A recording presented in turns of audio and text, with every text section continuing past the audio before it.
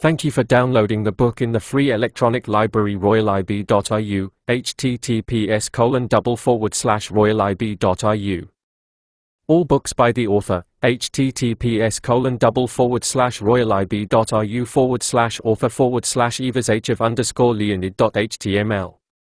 The same book in other formats, https://royalib.ru/book/Ivasachev_Leonid/Radikalnaya_Dukatrina_Novorostu.html. Enjoy reading. Leonid Ivashov. Radical Doctrine of New Russia. Copyright symbol Ivashov L.G. 2014. Copyright symbol LLC Algorithm Publishing House, 2014. Part 1. Kiev time, hour by hour. Will Ukraine collapse? More than 2 years ago, I had the opportunity to express in the press an idea regarding the clearly marked trend of Ukraine's movement towards disintegration into several states. Then I repeated these conclusions at a conference in Kiev, held on the eve of the last elections to the Verkhovna Rada. I remember that there were serious opponents who looked at the situation much more optimistically. Recent events tend to confirm my fears. The trend towards disintegration is gaining momentum. Many political scientists, Ukrainian and Russian, have started talking about the possibility of a repetition of the Moscow events of 1993 in Kiev. Yes, the external outline of events is quite similar, which is not surprising. The scriptwriters and directors are the same. But the essence of what could happen next is quite different from the Russian events. What moved the Supreme Soviet of the Russian Federation, on the one hand, and the Yeltsin clique, on the other, to a conflict situation? First of all, the choice of a strategic path for the development of the Russian state. The Yeltsinoids dragged the country into the whirlpool of wild capitalism, predatory privatization, to the dominance of transnational corporations in the Russian expanses, to the creation of oligarchic power. Most of the Supreme Council advocated a nation-oriented market capitalism and a welfare state. At the same time, which is very important, territorial, interethnic and interconfessional contradictions did not appear in the actions of the opposing forces, which means that there was no threat of the collapse of Russia. In Ukraine, we are witnessing the polarization of forces along territorial and cultural lines. The line of the political watershed east-west is clearly positioned. Eastern and southeastern Ukraine, Crimea, part of the center are closely connected with Russia, with Russian civilization. They are connected by thousands of threads collected in cultural, historical, spiritual, religious, and economic bundles, belonging to one culture, religion, a single cultural historical type, according to N.Y.A. Danilevsky, common historical fate and historical memory, a single system of being and the closest economic ties, the common nature of threats and common enemies over the centuries, as well as joint victories in difficult battles. Western Ukraine, in a significant part of its population, is closer to a civilization of a different type, formed under the influence of Catholicism. Lithuania, Poland, Austria-Hungary, repeatedly owning the territories of present-day Western Ukraine, sowed the seeds of their culture, religion, and life values. And these grains, germinating for centuries, gave abundant shoots. It was in this region during the Great Patriotic War that there were most of all armed supporters of Hitler, organized organizationally into military and punitive structures, who fought on the side of Nazi Germany not so much against the Soviet system, but against the Russians, Great Russians and Little Russians. And today we observe the same motives in Ukrainian political life. In fact, it is not the socio-economic programs or projects of the state structure of the country that oppose each other. Confrontation arises from the answer to the question of who to be, an independent state oriented towards the Orthodox Slavic world, Russia, and developing relations with the West on an equal footing, or an appendage of the West and a springboard for the anti-Russian military political strategy of the United States and its satellites in Europe. And the main question for the Little Russians, the heirs of Kievan Rus, will it be possible to preserve their historical roots, their tradition, their faith? That is, to preserve the identity of their culture, their spiritual warehouse. Unfortunately, Russia's support in this regard is extremely insufficient. And the supporters of the parliamentary majority need support. It is all the more necessary because the Orange camp, parasitizing on the slogans of Ukrainian independence, is actually cheating on them. The West supports the opponents of V. Yanukovych with money, information attacks, legal, prosecuting and investigative leverage on V. Yushchenko and especially on U. Timoshenko, active training of Maidan commissars, political cover, etc. The fact of the solemn reception in 2006 in Washington of a group of young Orange from Serbia, Georgia, Kyrgyzstan, and Ukraine remains somehow little noticeable. Congressman J. McCain gave them a magnificent reception on the occasion of the revolutions in their countries, and President George W. Bush, congratulating them on their success, set new tasks to overthrow the remaining dictatorships.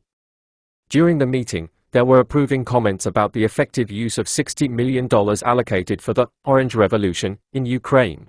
The information leaked to the media about the report of such structures as the U.S. Democratic and Republican institutions, the Soros Foundation, the Heritage Foundation, on the successful implementation of a 10-year program of work with the intelligentsia and student youth, which led to Yushchenko's victory in the presidential elections, did not receive wide information promotion. Elections. Without a reminder of such behind-the-scenes facts, it is difficult to understand the course of development of the situation in Ukraine, to see the true directors and screenwriters of the current conflict between the president and the Verkhovna Rada. Knowing them, it is unrealistic to hope that it will be possible to convince V. Yushchenko and U. Timoshenko to make concessions and recognize the alignment of political forces that has been democratically established in the Verkhovna Rada and the government. Firstly, the Westerners do not want to obey the East, in their terminology, Muscovites. If Yushchenko compromises, he is a traitor to them. Secondly, directors from Washington will never agree to the loss of their political profits received from the money invested in the Orange Project. And for the current American Republican administration, such a turn of events is the worst gift on the eve of the 2008 presidential election. For you, Timoshenko, the victory of V. Yanukovych's supporters is doubly dangerous. The gas princess can lose her freedom due to the efforts of both Ukrainian and American justice, and along with her freedom, she can lose the capital acquired by excessive work. And since a prison looms ahead, Timoshenko will go in political confrontation to the end, not excluding the option of force. And the military option is the right way to the disintegration of Ukraine. In this case, the following territorial configuration is possible. The eastern, more precisely, the southeastern part of the country can stand out as an independent, territorially integral state, which does not block the path of cooperation with the west, the south, and the east. Politically and economically, it will be focused on Russia. The western part of the split Ukraine, most likely, is waiting for a new wave of divisions, New Macedonias, Slovenia, Bosnia, and other products of Balkanization. Each of them will have its own patron from the EU and NATO, Poland, Germany, Lithuania, and, of course, the United States. Perhaps someone will live in abundance, but in a foreign environment and in the service of, for example, those same Poles or Hungarians. Like the Balts, they will be tasked with teasing Russia and confronting the Easterners. And no one will object to NATO or the American missile defense system. Objections from such allies are not accepted. Crimea stands apart. For this tasty and strategically interesting peace, battles have already unfolded. Americans, Turks, Europeans, whoever does not lay claim to the peninsula, incites political and national civil strife, squeezes out of Sevastopol and other cities not only the Russian fleet, but also Russian culture, language, tradition, glory. The fate of the Crimea is seen in gloomy colors. And in many respects it depends on Russia. The clear voice of Moscow and its responsible position are also extremely important for resolving the political crisis in Ukraine as a whole. Source: Russian Folkline, the 4th of November 2007. Ukraine on the brink of civil war. Can we say that the events in Ukraine are unfolding according to the Syrian scenario? I see that there are 3 stages of this scenario. The first stage is preparatory, political confrontation begins, peaceful rallies take place, political leaders appear. The second stage, armed people, militants, armed groups appear in the crowd of protesters. And the confrontation with law enforcement agencies begins. There are special camps where militants are trained, where children are trained, and so on. For this, financial resources are allocated, etc. The third stage is the sacrifice. There must be some kind of sacrifice that must be attributed to the policy of the authorities. Or there will be an explosion, or something else will happen. And then the civil war unfolds. And the fourth stage, NATO either starts bombing, or introduces its troops. Moreover, Ukraine has an agreement with NATO dated April 2004 that NATO troops can freely pass through the territory of Ukraine. This agreement takes the form of a law. Of course, Ukraine will not be bombed, but NATO troops will calmly enter with peacekeeping purposes, and then establish a temporary international organization, as was the case in Kosovo, and that's it. Ukraine can be divided into 4 parts or in half. The detonator of these centrifugal processes was the non-signing of the association with the European Union by Yanukovych, the social protest of the inhabitants of Ukraine, or is it a carefully orchestrated action from beginning to end? Nothing happens by chance in such situations. The mood of the masses is simply taken into account, and there are always many dissatisfied with the authorities. The West was frightened when Ukraine went to the signing of the association with the European Union and changed its mind at the last moment. Yanukovych himself is to blame. During the election campaign he promised one thing, and after becoming president, he wandered in a completely opposite direction, to Europe. But when Russia played powerfully, strongly, offering Ukraine an alternative and allocating not 1 billion, as the IMF promised, but immediately playing big, Europe was afraid that everything had failed. And then the protests began. If they fail to drag Ukraine into Europe peacefully and then rob it to the skin, as happened with Bulgaria and even Poland, they launch a destructive scenario. And you can find any reason. But how now? I repeat, there must be some victims. They already exist, but they are few. In Syria, too, at first the militants fired from sniper rifles. This was not enough. Explosions began to rumble, which were attributed to the government. How should Russia behave in this situation? Take some decisive steps or, on the contrary, distance yourself as much as possible? We can't distance ourselves, but we don't need to climb there with the visor down. We don't need to scare us with the introduction of troops.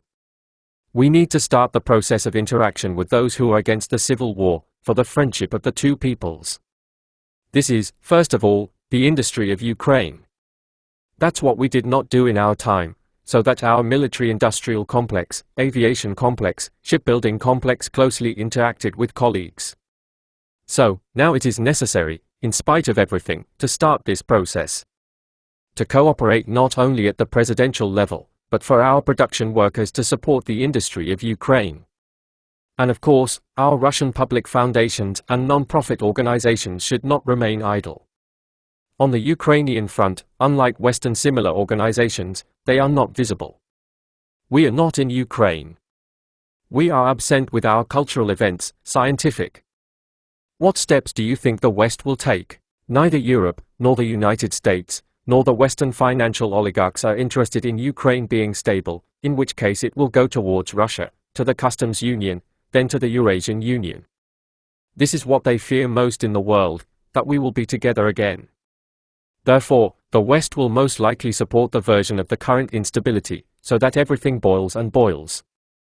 Ukraine is unlikely to be driven into Europe, but Ukraine will always be in poverty, in this political brawl. What 4 parts can Ukraine split into?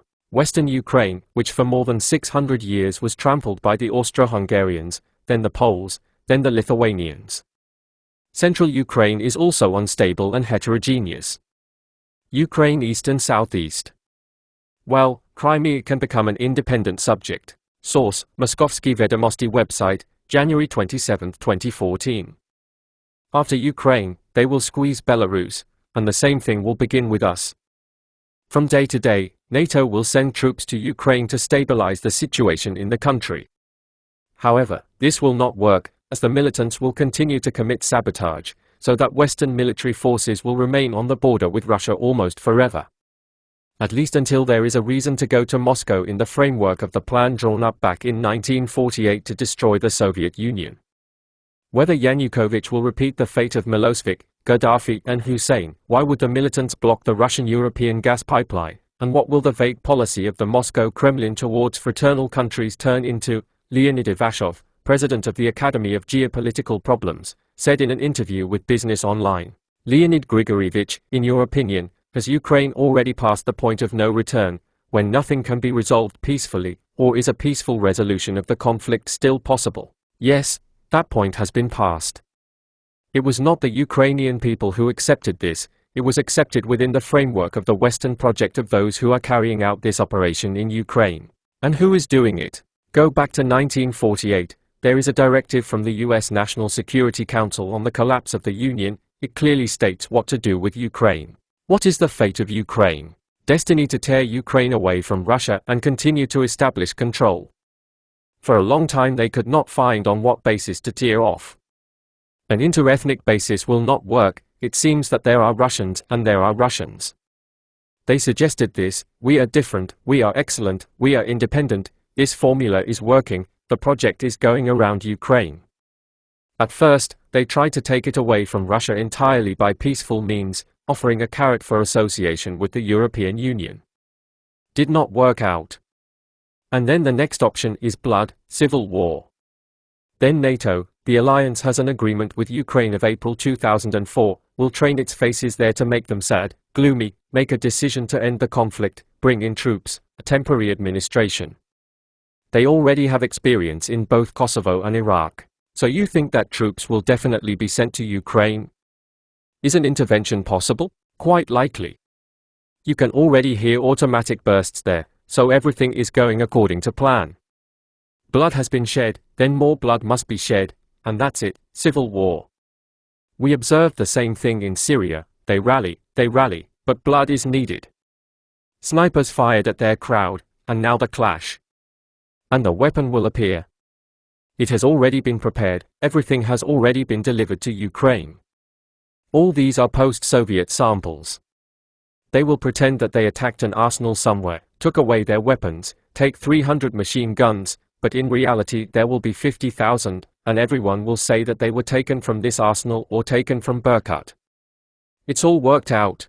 The conflict in Syria has been going on for quite some time, since 2011. Do you think the internal confrontation in Ukraine will be just as long? The question is when NATO troops will enter.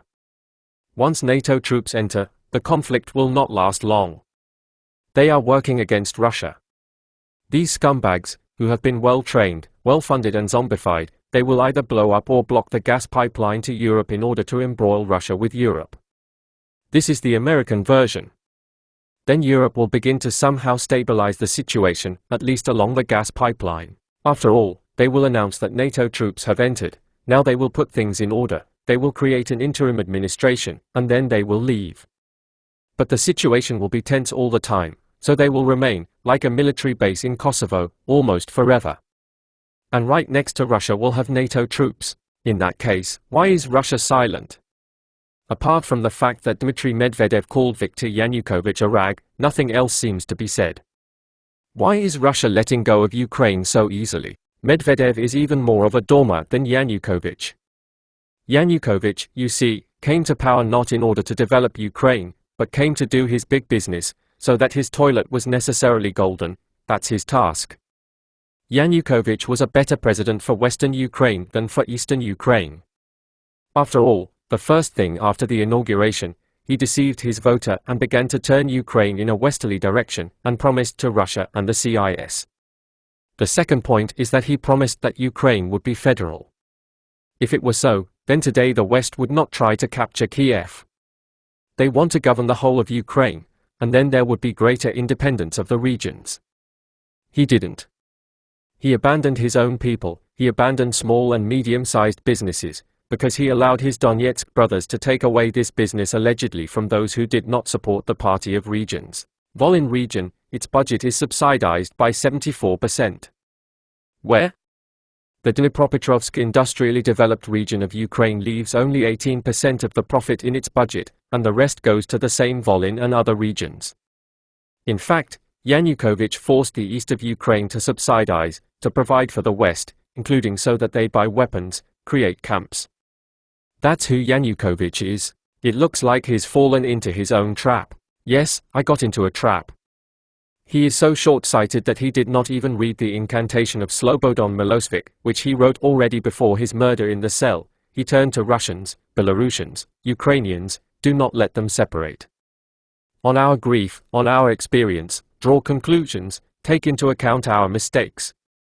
He didn't read what happened to Milosevic, Hussein, Gaddafi, and so on. He thinks that he is rich, the money is in the West and everything is fine. Yanukovych fell into a fork into which none of the dead heads of state fell. In the West, he is not needed, and he will be banned from entering there, because they will call him a bloody executioner and so on. But among the people, those bandits who come with the support of NATO, they will hang or imprison him for the same thing. So, he will repeat the fate of Milosevic, Hussein? Yes. But Russia and Mr. Medvedev, if he thinks so, must understand that everything that happens in Ukraine is a systematic, organized plan, developed and tested. There are management systems, personnel training, there are camps for training the seizure of the administration, all this is there and is funded. And Russia did nothing instead of now harshly condemning the West, gathering the CIS, demanding the convening of a Security Council, where to raise the issue of interference in the internal affairs of sovereign Ukraine, in order to declare that we are with the people of Ukraine, that we will not abandon and support. They call me from Kiev and tell me that detachments are being organized in the east of Ukraine. They look towards Moscow. The chairman of the Crimean parliament is here now. Everyone is waiting for a word from our leadership that we will not quit, put things in order, we will support. Soldiers are not needed there, other things are needed. And we keep repeating like a cuckoo that this is an internal affair of Ukraine, that we observe the principle of non-intervention, and so on. Of course, there is no plan of action. I respect Sergei Lavrov, but now he is turning to these gangsters and calling on the opposition to stop the violence. We do not have our own plan for working with Ukraine, as, by the way, with any other post-Soviet republic. Those who are now called opposition leaders, Yatsenyuk, Tyagnybok and Klitschko, what role do they play? Or are they just puppets in the hands of the West? You see, in any operation, I am a military man, I know, each branch of the military has its own specific tasks. The offensive begins, artillery, aviation, then infantry, tanks go. They have worked, they leave their positions and then provide support. This is how today's leaders will fulfill their function, and then not political intellectuals, like Yatsenyuk, with glasses, will come to the fore, but militants Dmitry Yarosh and others will appear. Then the power of the lawless will begin to work. They have been preparing for this for a long time. Is it possible to divide Ukraine, one part of which will join Russia? Crimea, for example, does not support what is happening in Kiev now. Now the leadership of the Supreme Council of Crimea is in Moscow. They do not just want to consult, they should also come to their fellow soldiers and colleagues to give a non-public answer that Russia will support secession from Ukraine. That's why they came here. And who will tell us about it? We have a policy of non-intervention all the time. Not only Crimea will act, but also Kharkiv and Dnipropetrovsk regions. If Russia says that we are on your side and will support, then not peaceful, but the division of Ukraine will begin. If we repeat what is now, we will completely lose Ukraine. Tomorrow, NATO troops will enter, so they will not go to the western regions. They have their own fifth column there. They will go to Kharkiv, the Sumy region, and will stand with guns on our border. They will set up their own administration, clean up everyone who expresses a pro-Russian position, and so on. That's what will happen. Do I understand correctly that what is happening in Ukraine directly threatens Russia? Ukraine is one of the outposts of Russia. Then they will squeeze Belarus, and the same thing will begin with us. And in Russia, against this background, we will lose the space industry, because in rocket science and the defense industry we are closely connected with Ukraine. 40% of Ukrainian industrial exports go to Russia. All this is being cut off, enterprises there are dying, while we have a whole branch of high-tech industry. It all starts with the formation of a situation of general discontent. Why did they go? Yanukovych, neither in the West nor in the East, was loved by either business or the intelligentsia. Everyone stopped respecting him. It will be the same with us. It is already moving towards this, the ruble is falling, prices are rising, extortions from the population. A system of general discontent is already being formed. Also the Olympics, if we take few medals, there will also be dissatisfaction. And on the field of general discontent, this is what you want. Source, Business Newspaper, February 20, 2014. Putin's option. Russian President Vladimir Putin believes that a coup d'état took place in Ukraine and that the authorities in Kiev are not legitimate. President of the Academy of Geopolitical Problems, Doctor of Historical Sciences, Colonel General of the Reserve Leonid Ivashov shares his thoughts on the situation in the fraternal country.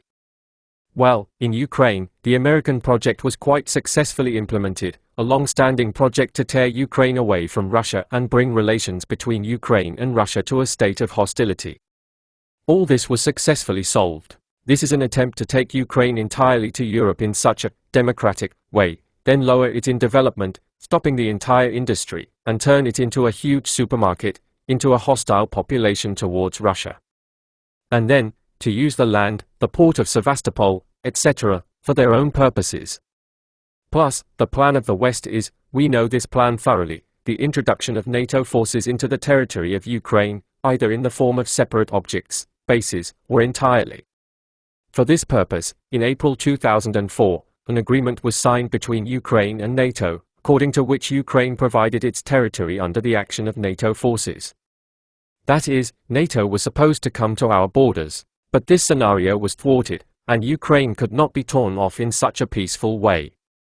Then the second variant of the plan was involved, to carry out a coup d'état and subsequently organize clashes between the southeastern regions of Ukraine and the western regions. These neo-fascists, bandits, were launched. And again, with the invitation of NATO, and NATO would have entered, to prevent bloodshed. What would we get as a result of this scenario? First, the stopped economy of Ukraine. We have close ties there in the military-industrial complex, in high-tech industries and in a number of other industries.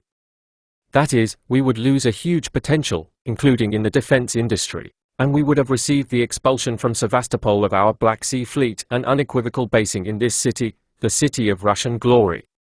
NATO ships and, above all, American ones. Well, in the future, these gangsters who seized power there would try to destabilize the situation in the regions bordering Ukraine and, in general, cause the formation of a hostile attitude. In this case, Russia would lose serious positions and fall in its international status. And then we would go down in our development. I say right away, what Putin has done is a bad option. But all the rest, including concessions and attempts to resolve peacefully, all other options are even worse. So the only option was taken. As a result, we will get the obstruction of the West, but this should not be feared. After all, they started, and this war is going on. You need to understand that war, even information war, is part of the geopolitical confrontation. Even during the Olympics, we saw how the West reacted with hostility. Western media, controlled by the oligarchy and, above all, the Anglo-Saxon elite, in fact, attacked our country, just like in 2008 about Georgia. Therefore, there is no need to be afraid of this. This is a war, an information war, which we have not yet learned how to win. Secondly, they scare us with a hot war, almost the Third World War, but this will not happen. As a military specialist, I know that the West, and above all Europe, will suffer much more damage than Russia. Neither the Europeans nor the Americans want to fight with us. They are trying to fight in the theaters of war far from their territories with hired soldiers. Plus, private military corporations are involved, etc. Therefore, there can be no war. We will now face the fact that mercenaries from all over the world, these bandit elements from Ukraine will try to attack military units. And here, as a specialist, I assert that if we act decisively, stopping all attempts to attack military units, etc., on the distant approaches, and work decisively to destroy all these bandits, then we will prevent a big war not only between Russia and Ukraine, but, most importantly, inside Ukraine, where civil war cannot be allowed. The West, and above all the Americans, will seek to strike the main blow in the financial and economic sphere. And we will feel it. Our oligarchy, and medium-sized businesses, and every citizen of Russia will feel it. But this should be considered a benefit, because sanctions will force us to develop our own economy, an independent economy, to develop production, and not sit around hugging these two pipes.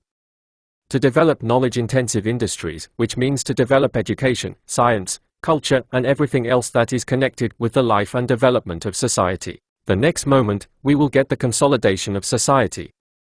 That is, in Russian society there will be a kind of cleansing, not a forceful one, but a spiritual and moral one. Everyone who sucks resources, labor, finance out of Russia and serves Western monopolies will be purged not by force, but simply by not perceiving their position, their activities in the minds of Russian society. This is a big plus. And finally, these fascist methods, this collective Hitler, who is acting against Russia today, will make us realize that the West is far from being our friend. Yes, he is a partner. As for some mutually beneficial areas, say, the economy or the system of international security, they will come to us themselves. We see that most of the world is on Russia's side today. And Latin America, and most of the Islamic world, China, India, South Korea, etc. All of them are on our side and will rejoice at every Russian success. And if we win here, and we must not lose, then we'll see how Western Europe behaves. I am convinced that in their hearts they will rejoice, because the Americans and the oligarchs have been holding them by the throat for a long time. During the events in Yugoslavia, I participated in meetings where they formally yielded to the Americans and supported their policies. But when they came out, they immediately convinced us Russians, they say, hold on, don't give up.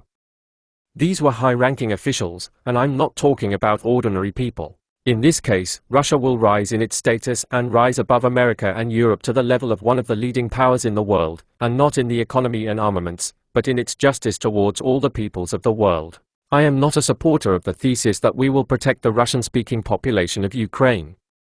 It is difficult to figure out who is Russian-speaking and who is not quite Russian-speaking. My mother is Ukrainian. I started my first officer service in Transcarpathia.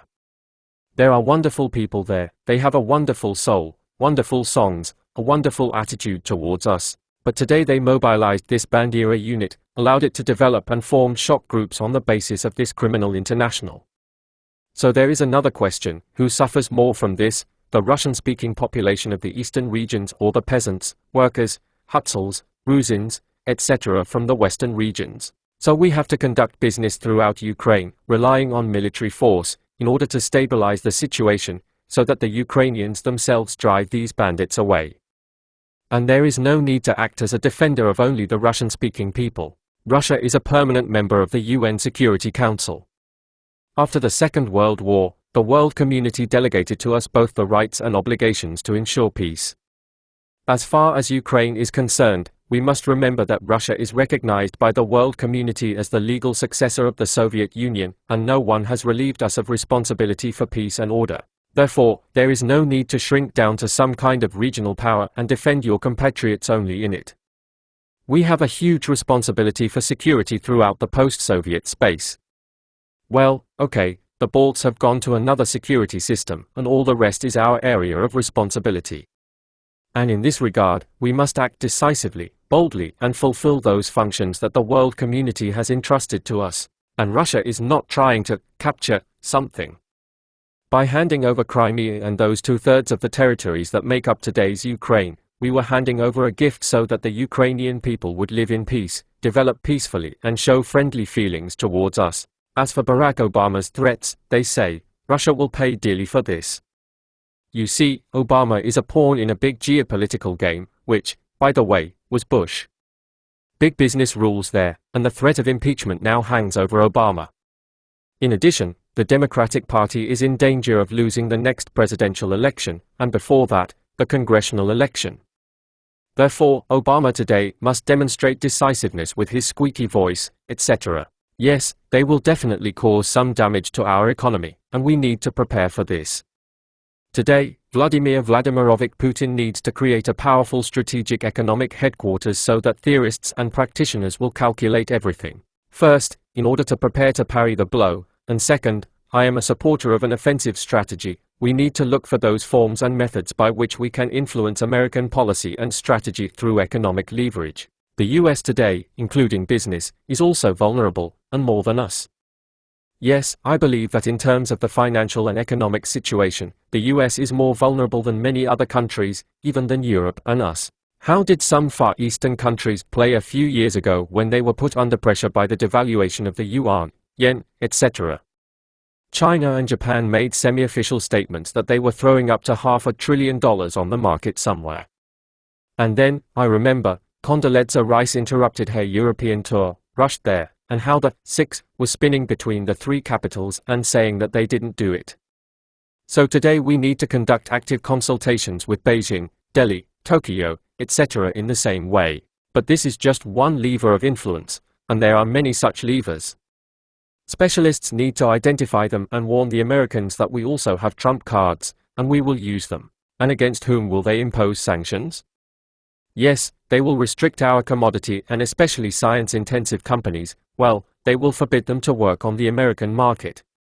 First, we need to keep in mind that the volume of exports of science-intensive technologies is only about 0.3 to 0.4%, so this is not a detriment to the economy. And everything else, well, what will they block us? Well, somewhere our oligarchic companies will suffer damage as the US seizes their bank accounts. So this is just in line with the anti-corruption policy. This is normal. All the same, this money does not work for us, but for the American economy. And we need to start developing the Eurasian space by design, and not by slogans. We need to develop the beginning of a new world represented by these civilizations, the BRICS group, the Shanghai Organization, and, of course, our own Eurasian project. Today we need to actively work in this direction. We need to form powerful projects and not be afraid of the reorganization of the world, the introduction of new values in relations between civilizations and peoples. We must not be afraid to create a new model of the economy and the financial system, and the American panic sanctions will just contribute to this. When Soviet Russia was at its worst, Stalin reformatted the world, making half the world non-capitalist. And now that time has come. We are ready to offer Russia a geopolitical doctrine, which is recognized by the Ministry of Education and Science as a world standard product. Now we need to announce what kind of world we would like to see in the 21st century, what we will do for this, what the system of values will be, what relations between states and civilizations will be, etc. That is, if we work correctly, we will be in political and spiritual gain. We fight for justice, and today we can become the spiritual leader of the world. And in 3 to 5 years we will become generally recognized world leaders. Source: Arguments of the Week, the 3rd of April 2014. Rabid Dog. How would you, dear Leonid Grigorievich, assess the recent events in Ukraine from the point of view of geopolitical and civilizational confrontation? It is not a secret for specialists that this is a carefully planned, well-organized and heavily funded geopolitical operation of the West. True, its developers, not of their own free will, have been forced to make adjustments to their Ukrainian scenario in recent weeks, which I will talk about a little later.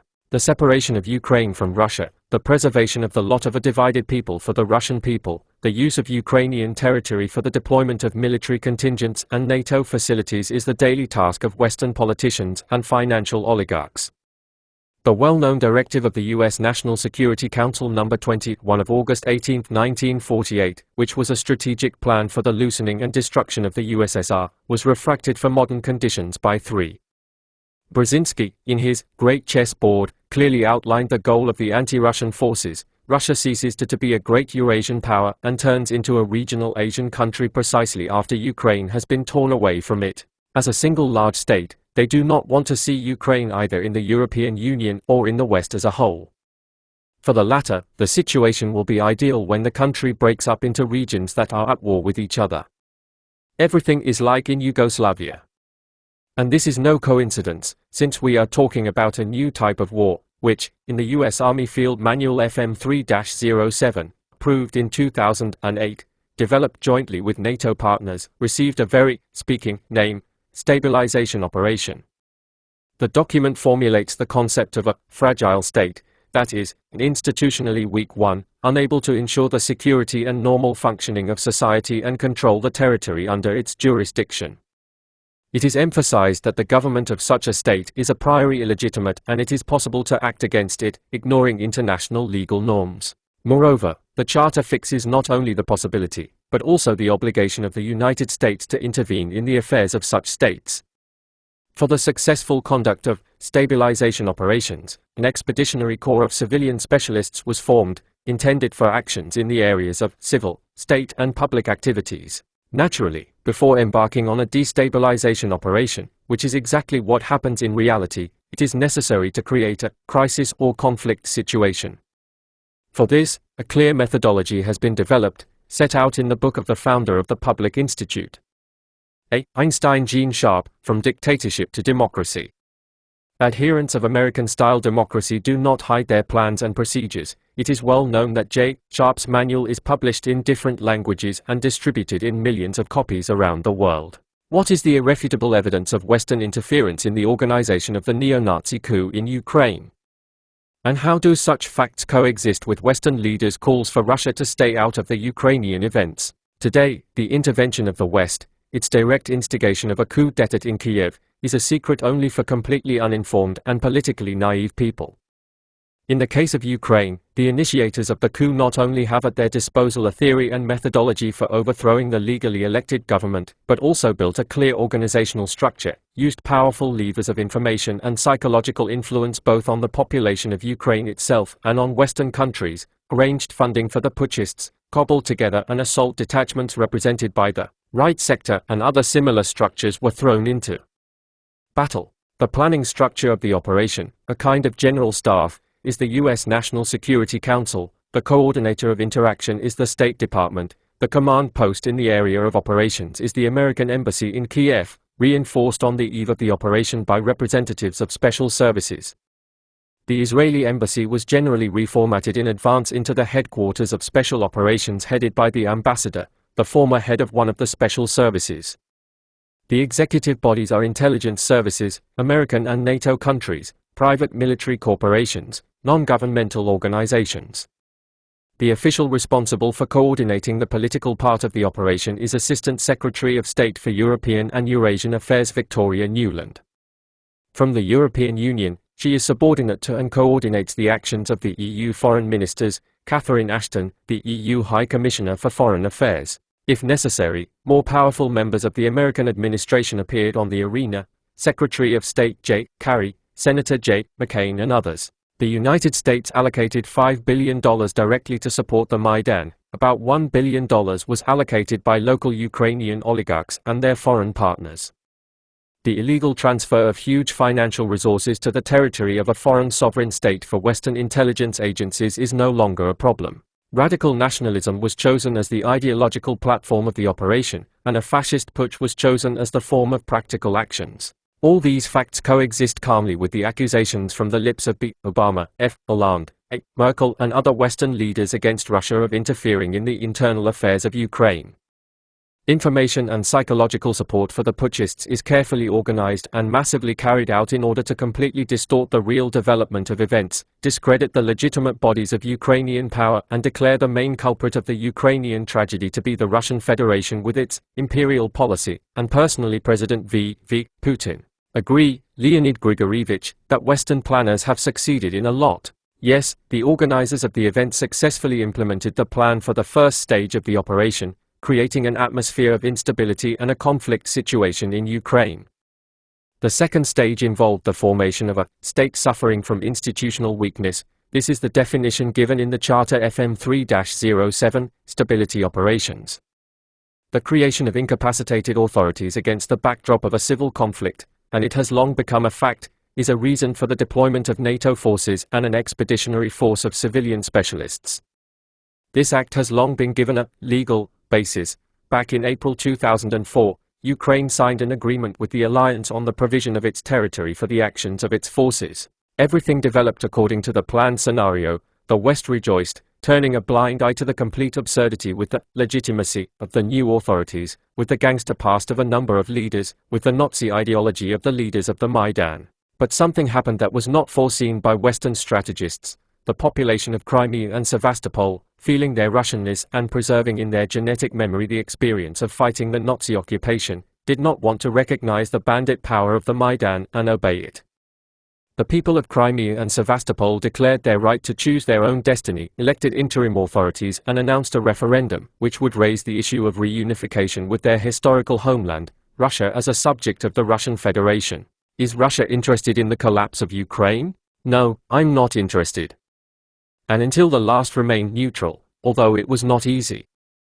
2 or 3 weeks ago, many of us met with bewilderment, and, frankly, with displeasure, the statements of the Russian Foreign Ministry, which insistently insisted on the non-interference of the Russian Federation in Ukrainian events, calling them an internal affair, independence, although there was external interference and even armed invasion of special forces of the USA, Israel, European countries. But events themselves spurred the decision of the Russian leadership to intervene.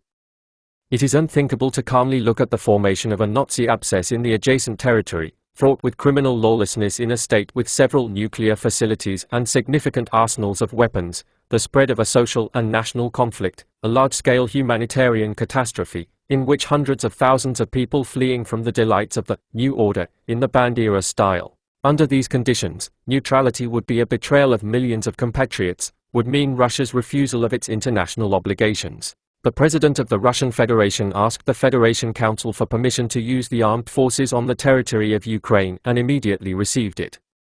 The Russian public actively supported the country's leadership. VV Putin checked the combat readiness of the troops and the fleet, which showed the West the seriousness of his intentions. Although, you probably paid attention to the statement of the Russian leadership, while the question of the direct deployment of troops is not raised, the existing tasks are able to solve the units of the Black Sea Fleet deployed on Ukrainian territory under a bilateral agreement. Taking this opportunity, however, I would like to alert compatriots on both sides of our border. All attention! Any process has several bifurcation points, after passing through each of which it is impossible to return to the initial state. Day March 16, which is scheduled for a referendum in the Crimea, and there is one of these points. The Kiev regime and its Western patrons are well aware of how the referendum will turn out for them, the decision of the people of Crimea to secede from Ukraine. They do not have legal means to prevent such a development of events, so the putschists can decide on an adventure and resort to a forceful action against the separatism of the Crimeans. The Russian side will have to get involved in the conflict, and, thus, the armed confrontation between Ukraine and Russia, which Western strategists have been striving for many decades, will become a reality. So, the days remaining until March 16 do not leave the right to either complacency or loss of vigilance. Under no circumstances should the pro-Banderist regime be allowed to commit a provocation fraught with such serious consequences for both countries. Literally today, Prime Minister of Crimea Sergei Aksyonov said that the National Security and Defense Council of Ukraine discussed the organization of provocations in order to disrupt the Crimean referendum.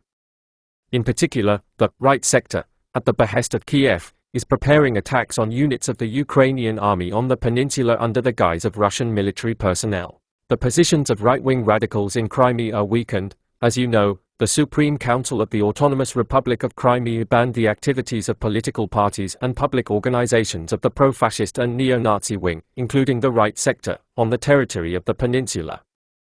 But even here, in the Crimea, in recent years, the brown plague has had some opportunity to take root, so its danger cannot be underestimated in any way. Of course, vigilance and restraint, coupled with the high combat readiness of our armed forces, will be required after March 16, no matter how the referendum ends. By calling into question the right of any one state, in this case, the United States, to determine the vector of development of the rest of the world, Russia is crossing the Rubicon. Apologists for unipolarity are guaranteed not to agree to a voluntary drift towards a new world order. You know, at one time I knew Slobodan Milosevic well. As a defense witness I spoke at the trial at the Hague Tribunal. And in the context of today's conversation, I cannot but recall Slobodan's dying testament, Russians. I am now addressing all Russians. The inhabitants of Ukraine and Belarus in the Balkans are also considered Russians. Look at us and remember, they will do the same to you when you disengage and give up. The West, this mad dog, will grab your throat. In order not to share the fate of Yugoslavia, Russia needs to actively gather the Orthodox Slavic world and the peoples of Eurasia under its banner, strengthen the community of peoples on the basis of a common goal of development, common spiritual and moral values, and improve the common security system. Source: Political Review, March 13, 2014. Russian alternative. In Slavyansk, there was an attempt by the current Ukrainian authorities to show their strength and determination in suppressing the protests of the population.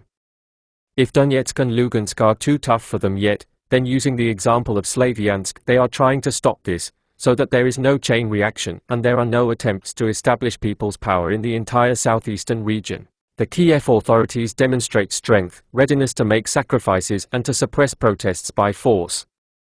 That is, in this way, Kiev, on the one hand, is trying to legitimize itself, and on the other hand, not to let go of the booty that they captured as a result of the coup.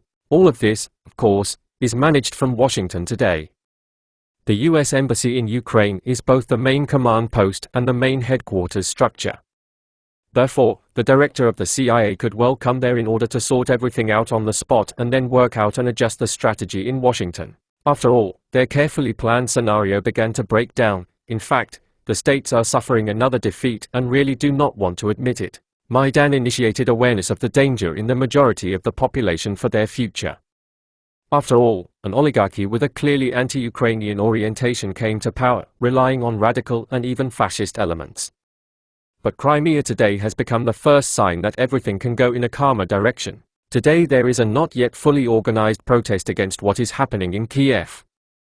Most likely, there will again be an attempt to clean up the leaders who organize protest actions in Kharkiv, Donetsk, Luhansk and other places. The Verkhovna Rada adopted laws against separatism, radicalism, etc. Political forces, new parties, and staff structures should be formed in the southeast. And then it will be possible to raise the question of federalization. In today's situation, I do not rule out bloodshed. And then NATO peacekeepers can enter there. How can Russia respond? We provide political support to the processes of federalization, and rightly so. But today it is necessary either within the framework of the Shanghai Cooperation Organization, or within the framework of the CIS or the CSTO, to plan a peacekeeping operation in order to prevent serious bloodshed from happening. And China, by the way, is also very closely watching the situation in this region. I remind you that it was under the flag of the CIS that peacekeeping operations were carried out in Tajikistan, and in Abkhazia, and Georgia. And now it is necessary to form these forces. Such decisions should be made at the Council of CIS heads of state in order, firstly, to prevent bloodshed and, secondly, to forestall the deployment of NATO peacekeeping forces to Ukraine. Well, the population of the eastern regions has serious fears for their fate. I think that now there may be real leaders who will try to lead this protest. On the other hand, in such a situation, provocateurs always appear who will try to provoke violent actions, lead to bloodshed, military actions, etc. Most likely, there will still be an attempt at forceful suppression. To do this, the police and the same, Burkhardt, today are being replaced by the National Guard, which includes people who showed their cruelty even on the Maidan. These will be representatives of mainly Western regions, and they will act very harshly. After all, the oligarchs have invested money, received their fiefdoms, and, of course, they will not give away the highly developed industrial regions of Ukraine. As for Russia establishing a kind of tribunal, similar to The Hague, to judge representatives of the current Kiev junta, and, say, Saakashvili, I can say the following. For some reason, we believe that the international community is only the USA and Europe, and, in fact, only the USA. For some reason, the entire legal field is established by the Americans, including the system of courts, camps, etc. But now a new world is being formed, which is moving to the east. Therefore, within the framework of, say, the same BRICS group, one can raise the issue of creating such a tribunal, as, indeed, within the framework of the CIS, of which Ukraine, by the way, is still officially a member, etc. That is, it is possible to form a broad international tribunal, but for some reason we focus on The Hague, on pro-Western international courts, etc. By the way, we can also raise the question at the UN about the formation of such an international system that would really objectively investigate such acts, and seizures authorities, and coups d'état, similar to the Ukrainian one and arranged with the help of the West and, above all, the United States. We have no choice but to win. Of course, you need to understand that this is not a battle for Ukraine, but a battle against Russia. And therefore, we do not need to focus on only one Ukraine, since we need to more actively form the Eurasian Union, work more actively in cooperation with the SCO, accepting new members there, primarily India and, for example, Iran, and form an alternative to the West. Source: Arguments. RU, the 13th of April 2014. Ukraine will no longer be united. After the bloody events in Odessa, we can talk about the beginning of a full-fledged civil war in Ukraine, says the president of the Academy of Geopolitical Problems, Colonel General Leonid Ivashov. In his opinion, the confrontation will only grow. In today's interview with Business Online, a military expert reflects on why Putin took a break and did not immediately react to the events in Odessa, shares his opinion on a possible peacekeeping operation of Russian troops in Ukraine, and argues that this conflict will not lead to the beginning of Third World War. Leonid Grigorievich, How do you assess the situation that has developed in Ukraine after the tragic events in Odessa and the beginning of the assault on Kramatorsk and Slavyansk? After the mass death of people in Odessa and the beginning of the bloody assault on the cities of the Donetsk region, I am very worried about the future of not only Ukraine, but also Russia and all of Europe. We are now seeing a resurgence of fascism. This process is actively encouraged and generously funded. To some extent, we see a repetition of the situation that developed before the Second World War. Hitler did lawlessness, violence, but in January 1939 the American magazine Eagle recognized him as the Man of the Year as a peacemaker. And this was after the annexation of Austria and the Munich Agreement, a few months before the capture of Czechoslovakia. And today the picture is the same. Violence is encouraged in Ukraine, and encouraged quite persistently. The United States is behind all these events. Every time a high-ranking US official visits Kiev, there is an upsurge of violence against protesting civilians. Unarmed people do not want to obey these bandits' bandera, they want elementary independence, elementary autonomy. After the tragic events in Odessa, we can talk about the beginning of a full-fledged civil war in Ukraine. Ukraine will never be united, the people have risen. At the same time, the authorities of Ukraine and its sponsors are trying to demonize Russia, accuse it of all sins, oppose it to the West. What we used to call the Cold War, the geopolitical confrontation, is resurfacing today, and through no fault of ours. The West is doing everything to draw Russia into an armed conflict with Ukraine in order to open the gates for the entry of NATO troops. Last time, the Russian authorities immediately reacted to an attempt to storm Slavyansk and began military exercises near the borders of Ukraine. Then it forced Kiev to cancel the assault. Why is Putin silent this time, when a lot of blood has already been shed? Russia is in a difficult position today. First, there are sanctions against the Russian economy, against individuals, legal entities, against companies, and whether we like it or not, this causes damage to our country, especially in high-tech areas. Secondly, Russia, especially in the space field, in the military-industrial complex, is closely integrated with Ukraine. And today, any drastic actions on the part of Russia, especially forceful ones, can lead to the fact that this integration link will be destroyed. Bandits in Kiev do not feel sorry for either their people or their economy. These are the temporary workers who have seized power. They do what their boss in Washington tells them to do first and foremost. The temporary workers will leave, and Ukrainians and Russians will always be together. And it is very important that our peoples do not experience hostility towards each other, so that blood is not shed between them. Therefore, Russia today is showing a high degree of caution. I think that the pause that Putin is maintaining indicates that the process of comprehending the new situation is underway, that there is a miscalculation of possible options for our reaction. I do not understand our passivity in the space under the CSTO and the CIS. Why aren't peacekeeping forces being formed? Why isn't there a statement about collective intervention, collective project, political pressure? Russia is acting alone, while the West is consolidated, as evidenced by the results of the meetings of the UN Security Council. Maybe Lukashenko and Nazarbayev are afraid that they will be next. I do not think so. Moreover, we have a very successful experience when the CIS peacekeeping forces acted in Tajikistan and stopped a bloody civil war there. Together with the CIS, we acted in the Georgian-Abkhazian conflict. Moreover, later these efforts were approved at the world level, and we even acted there under the flag of the OSCE and the UN. I believe that now it is necessary to intensify work with the members of the Customs Union as much as possible. It is necessary to involve the Shanghai Organization, the BRICS group. For some reason, we are fixated only on the UN Security Council, where the alignment of forces is clearly not in our favor. If Russian-Ukrainian hostilities nevertheless begin, how would you assess the military potential of the Ukrainian army? Is it ready to resist toughly, or will it be the same as in Crimea? Those who seized power in Kiev have learned lessons from the Crimea. If in Crimea the army of Ukraine did not begin to fight against its own people, today the units of the SBU and the National Guard, they are now mainly active, are staffed by those who, showed themselves on the Maidan.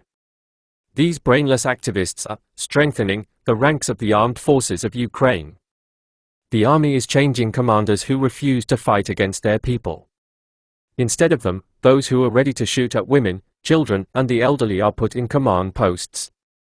Of course, in a direct confrontation with the regular army of another country, such heroes, worthless as a fighting force, but it doesn't take much intelligence to shoot at virtually unarmed people who go out to defend their city. All you need is an inner readiness to kill people. The Maidanites have it. I would note that the militia forces are still trying to hold back, shooting only at those who shoot at them.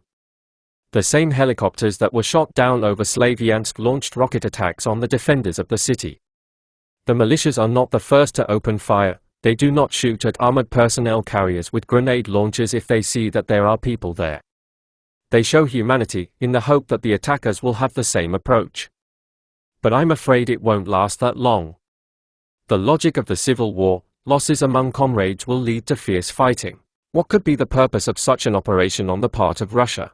If we are talking about a peacekeeping operation, then our military will act in accordance with Putin's statement that we will not offend the Russian-speaking population. Peacekeepers are usually introduced in order to separate the conflicting parties. And along what border can the line of division pass? On the border of Little Russia? Along the line of contact? Most likely, it will be in Slavyansk and Kramatorsk. That is, our troops will take under the protection of the city, where Russian-speaking residents of Ukraine live. It will depend on the plan of the operation. But I think that it will not be a solid line, but a dotted one. Peacekeeping posts will be set up between the checkpoints of the people's militia and the columns of the attackers. But one must understand that peacekeepers must provide conditions for achieving a peaceful political dialogue. The main thing is to prevent a repetition of mass deaths of people, as in Odessa. There was no combat clash, the people were unarmed. The Maidanites acted like real Nazis, burning the protesting residents of the city alive. Do the armed forces of the Russian Federation have the necessary potential? How would you estimate the number of troops needed to carry out such an operation? We have enough forces for a peacekeeping operation and for full-fledged military operations in regional conflicts. What Serdyukov did in his time, breaking the organizational structure of the RF armed forces, had little effect on the middle and lower levels. Today, the armed forces of the Russian Federation are radically changing. The army is being re-equipped. We have trained, well-trained soldiers. However, when talking about the potential of the armed forces, one should always compare it with a potential adversary. Therefore, I believe that now the task is not to fight in remote theaters of military operations with a strong enemy, but to stop the military pressure on Russian politics, preventing a war. We must prevent aggression against Russia. And for this, we have enough strength.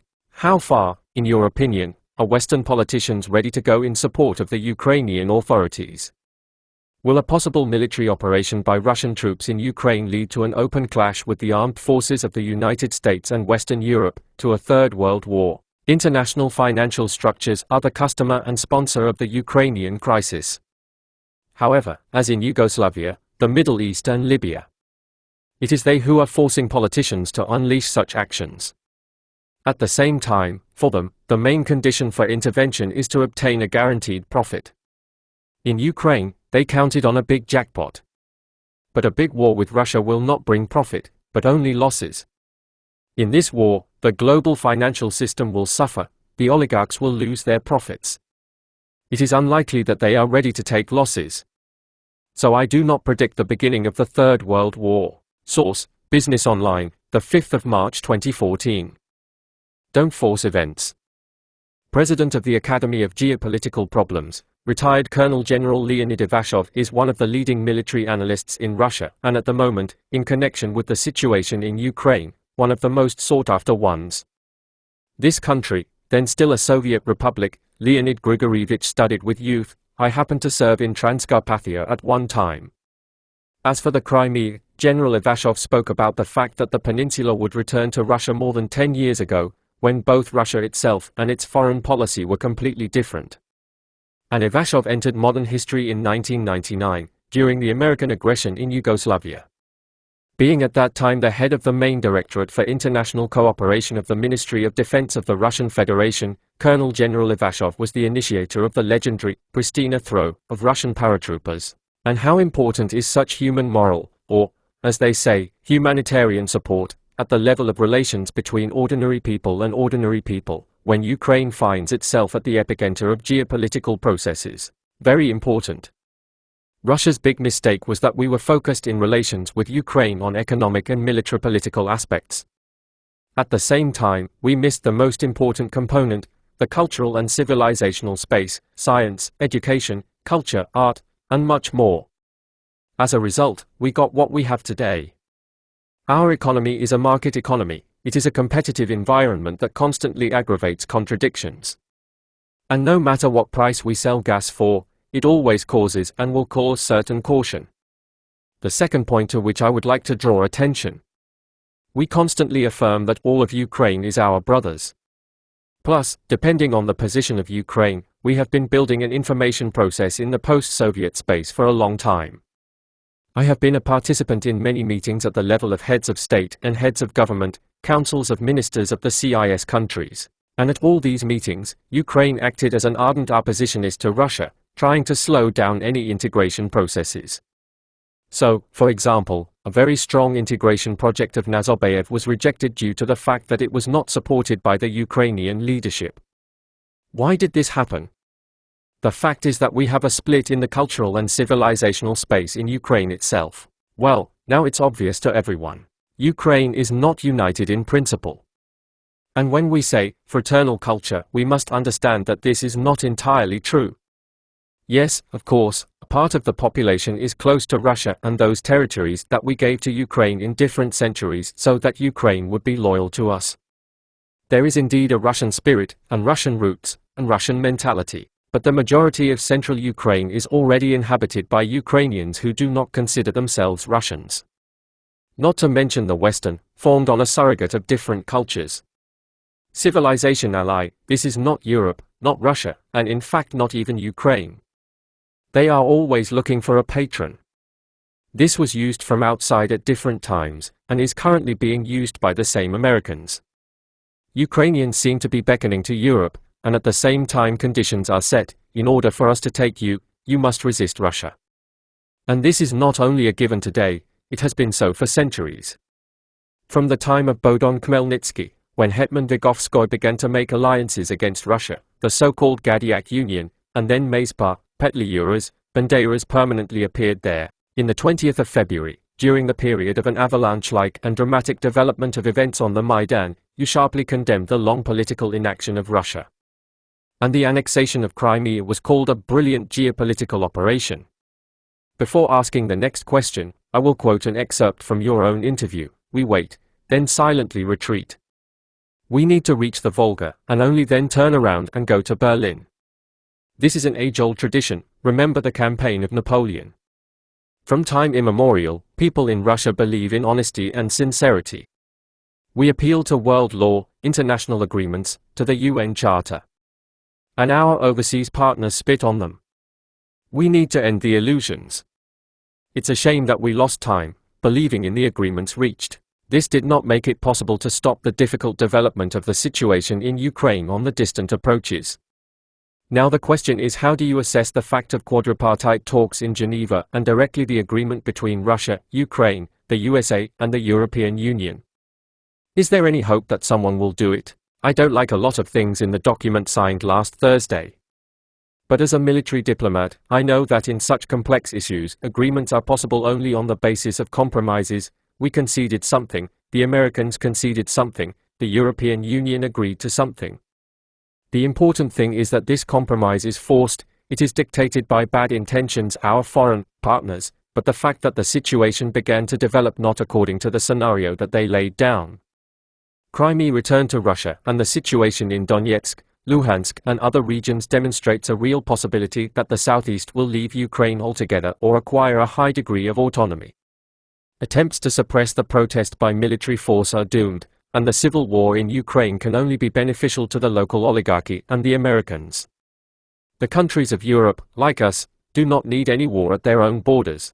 That is, the solidarity of Europe and Russia on certain issues played a certain role in the signing of this agreement. It is difficult to say whether the Geneva agreements will be implemented or not. Most likely selectively. They are perceived differently by the parties. For example, the current Kiev elite considers the clause on the liberation of seized buildings and institutions exclusively as a demand on the southeast. At the same time, if you read the document more carefully, then it is necessary first of all to liberate government offices and buildings, and ministerial chairs, as illegally seized. The same applies to the disarmament of illegal armed formations. Besides, this document is advisory in nature. The OSCE and PACE, an absolutely Russophobic organization, will observe the implementation of the agreements. So everything will be served against Russia, which is already happening. They also recognized the ban on entry into Ukraine of Russian citizens, men under 60 years old, as legitimate, although this is an unprecedented stupidity. Still, the southeast of Ukraine is waiting for our help. And the question arises, what should we do in this situation? After all, the southeast is still not Crimea, where our fleet is based, and, accordingly, forces and means are provided for its protection, where there is a completely special mentality. It is clear that the inhabitants of Donetsk, Lugansk, Slavyansk, Kramatorsk do not want to live according to the laws of the fascist junta that came to power. But then there are continuous questions: do they want to stay in Ukraine or not, or, following the example of Crimea, do they want to go to Russia? Is it still possible to bring our troops into Ukraine? Or NATO? A treaty that opens up such an opportunity for NATO, after all, there is. Yes, Ukraine has an agreement on the possibility of granting its territory to NATO. It was concluded in the spring of 2004. Ukraine has no such agreement with Russia. So there is a possibility that NATO troops will enter there. Now about the prospect of bringing our troops in.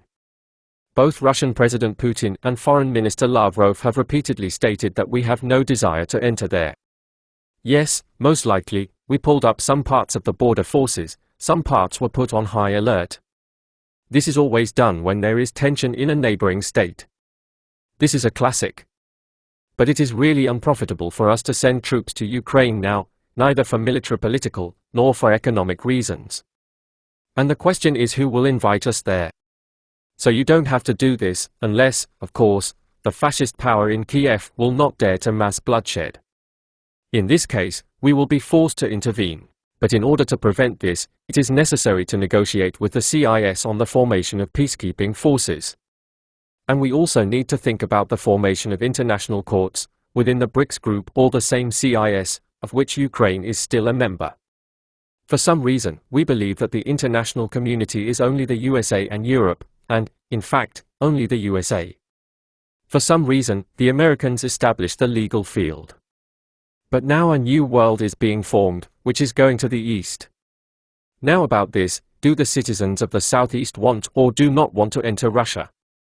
There is an extremely ambiguous situation even in a single Donetsk region. There are small towns that would vote for this even tomorrow, others simply want more independence and autonomy. In Kharkiv and other large cities, things are still more ambiguous. So no need to force things, and the point is not only in the southeast of Ukraine, but also in ourselves, whether we have enough economic and financial potential. You see how problematic everything is now in the banking sector in Crimea. There are other problems. The fact that we now support the federalization of Ukraine, the autonomy of the southeast, is the best solution at the moment. Source: Military Review, the 23rd of April 2014. Bring in the peacekeepers. President of the Academy of Geopolitical Problems Leonid Grigorievich Ivashov analyzes for KM.RU a hypothetical scenario of a military confrontation between Russian peacekeepers and Bandera radicals. I believe that peacekeeping forces should be sent to Ukraine under the flag of the CSTO, the Shanghai Cooperation Organization, BRICS or another international organization, as we did in Tajikistan. These forces may be based on Russian troops, and it is clear that we will not receive support either in the UN Security Council or in the OSCE. But, as practice shows, our troops both in Tajikistan and in Abkhazia eventually received international status, and our actions were recognized as successful. It is our right to form peacekeeping forces, and we could bring at least observers with international status into Odessa, and then establish peacekeeping posts that would separate the warring parties. Will this lead to a war between Ukraine and Russia? If we enter the territory of Ukraine as a lone country, then, of course, we will face a conflict with Kiev. This conflict has already been paid for by the West. They are waiting for a clash between Russian and Ukrainian troops. That's when NATO will enter to establish reconciliation. This should not be allowed. From a military point of view, ordinary troops who have undergone accelerated training should become peacekeepers.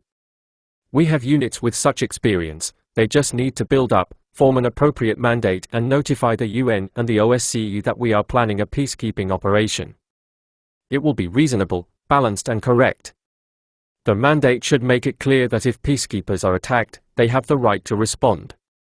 One can expect partisan actions, ambushes and terrorist acts from Bandera, but they are not capable of more against a serious force. The Americans are launching their private military companies around the world.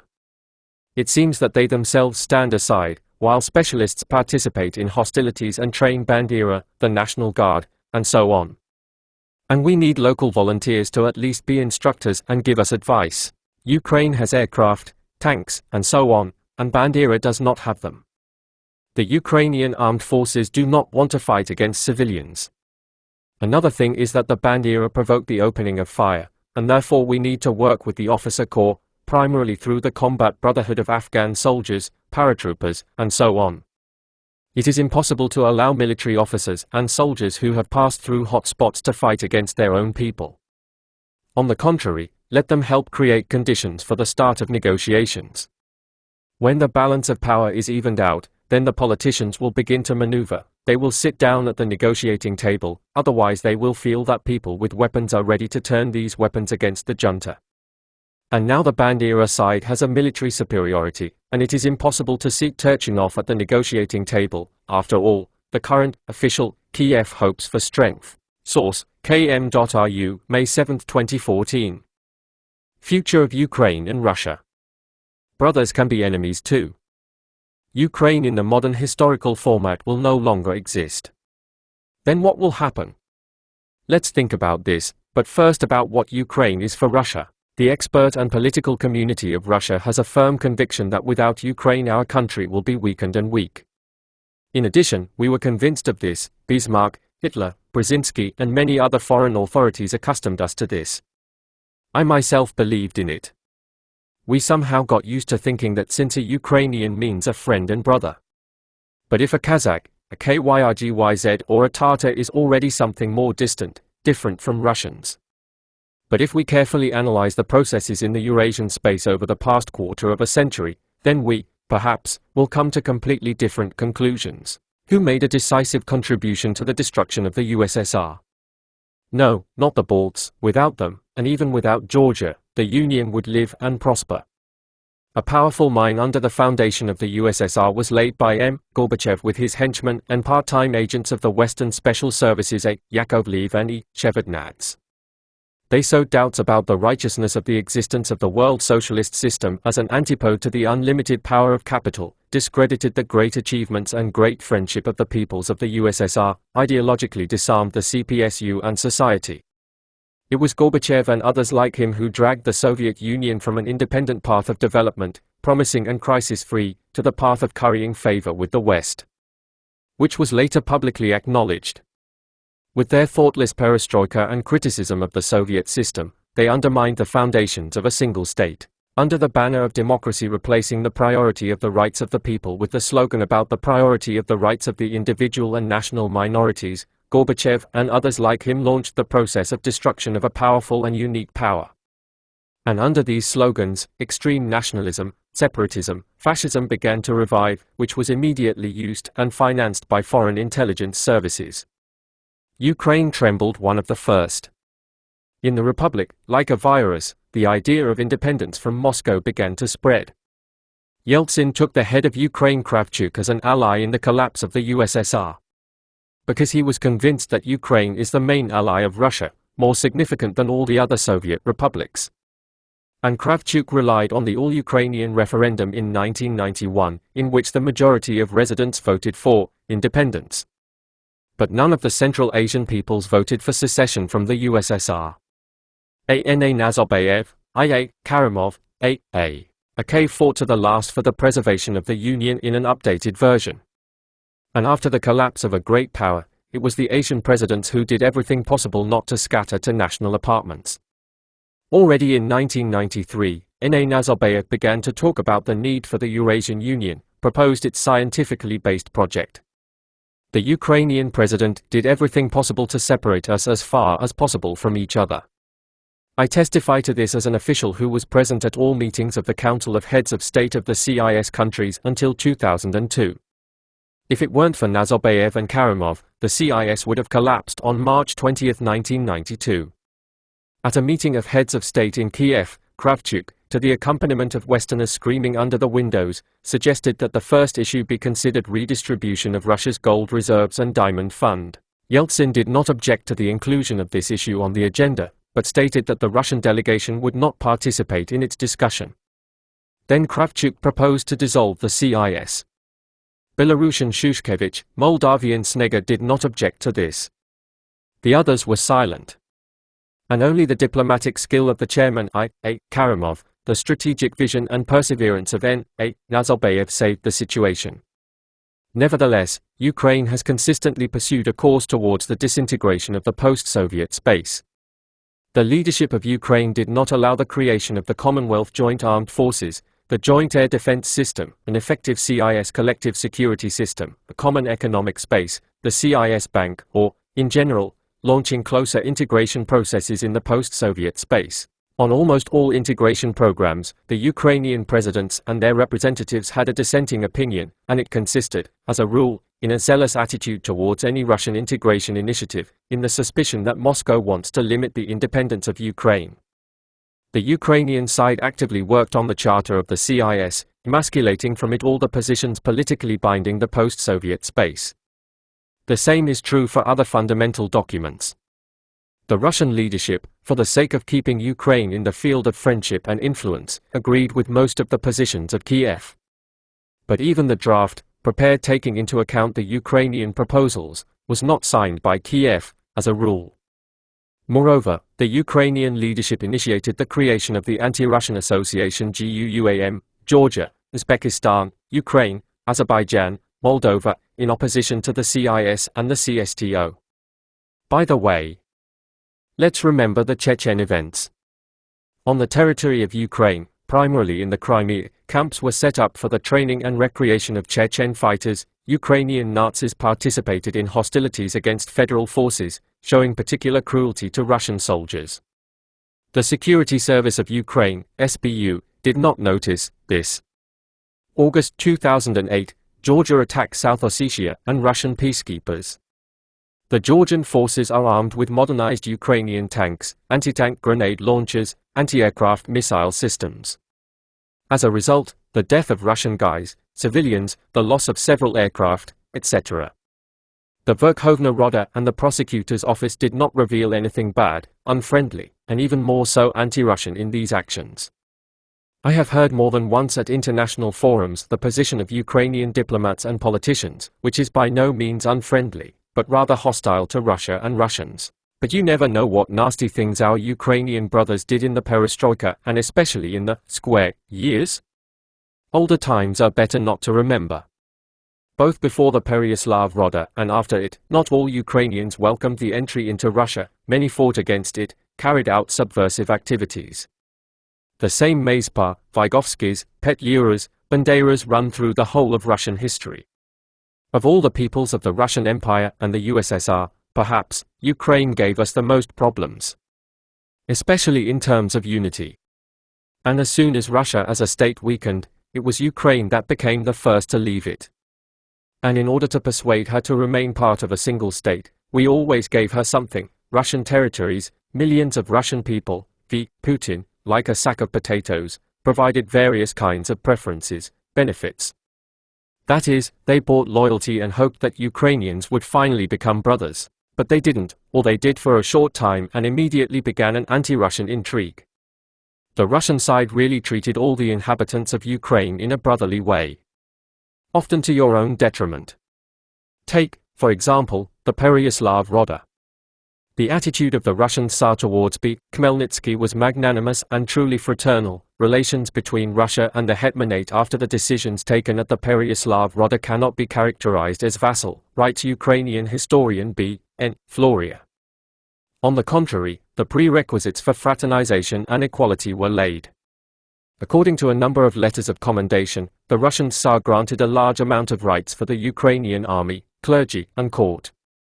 Floria Bn Peryaslavskaya Council of 1654 and its place in the history of Ukraine / Belarus and Ukraine, History and Culture, Yearbook / Institute of Slavic Studies, M. Norka, 2004, page 423.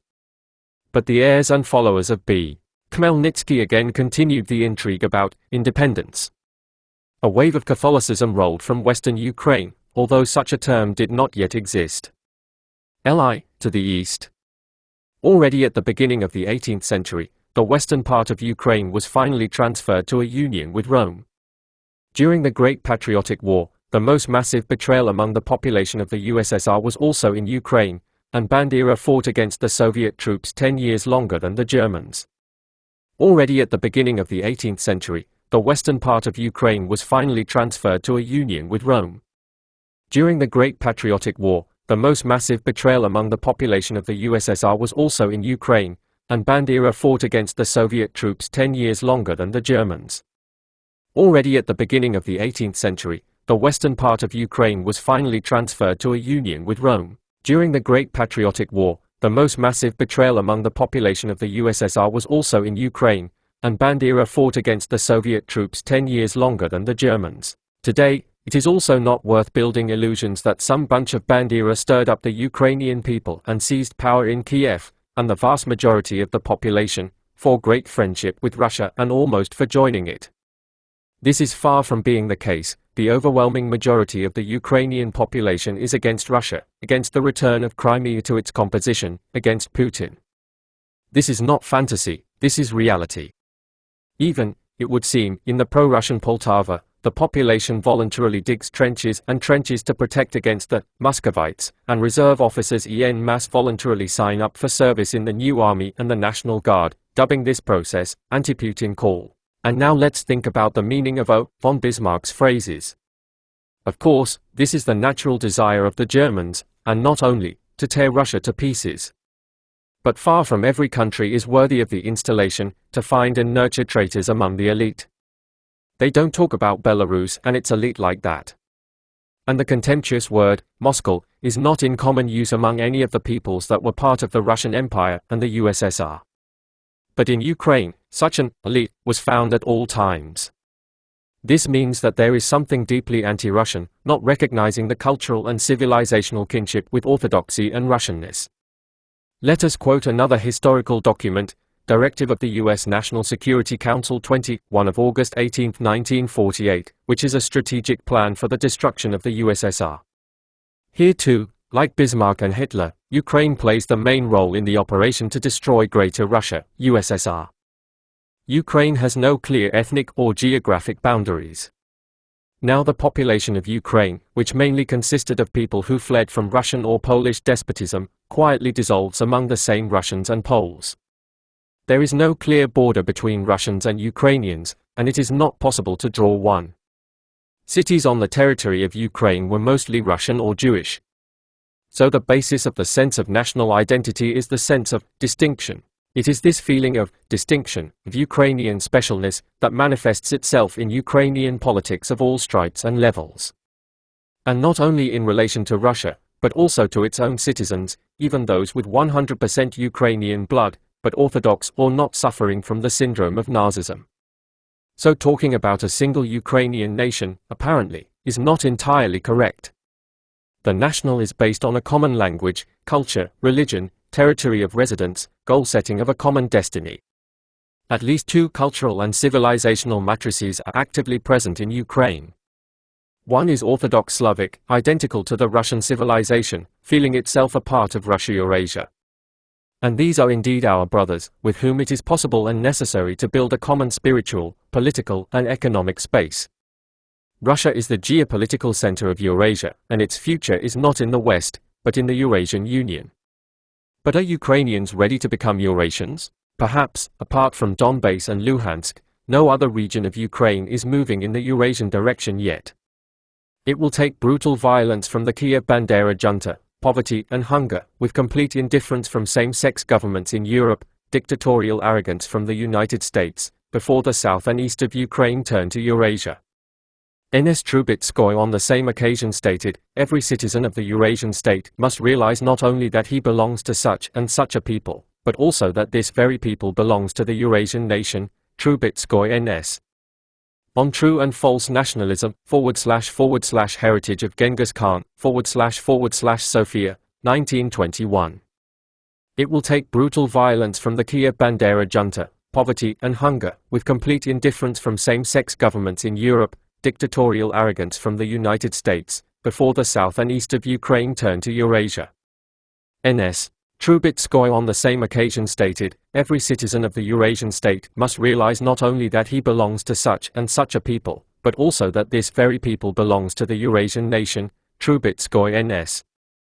On True and False Nationalism, / Heritage of Genghis Khan, / Sofia, 1921.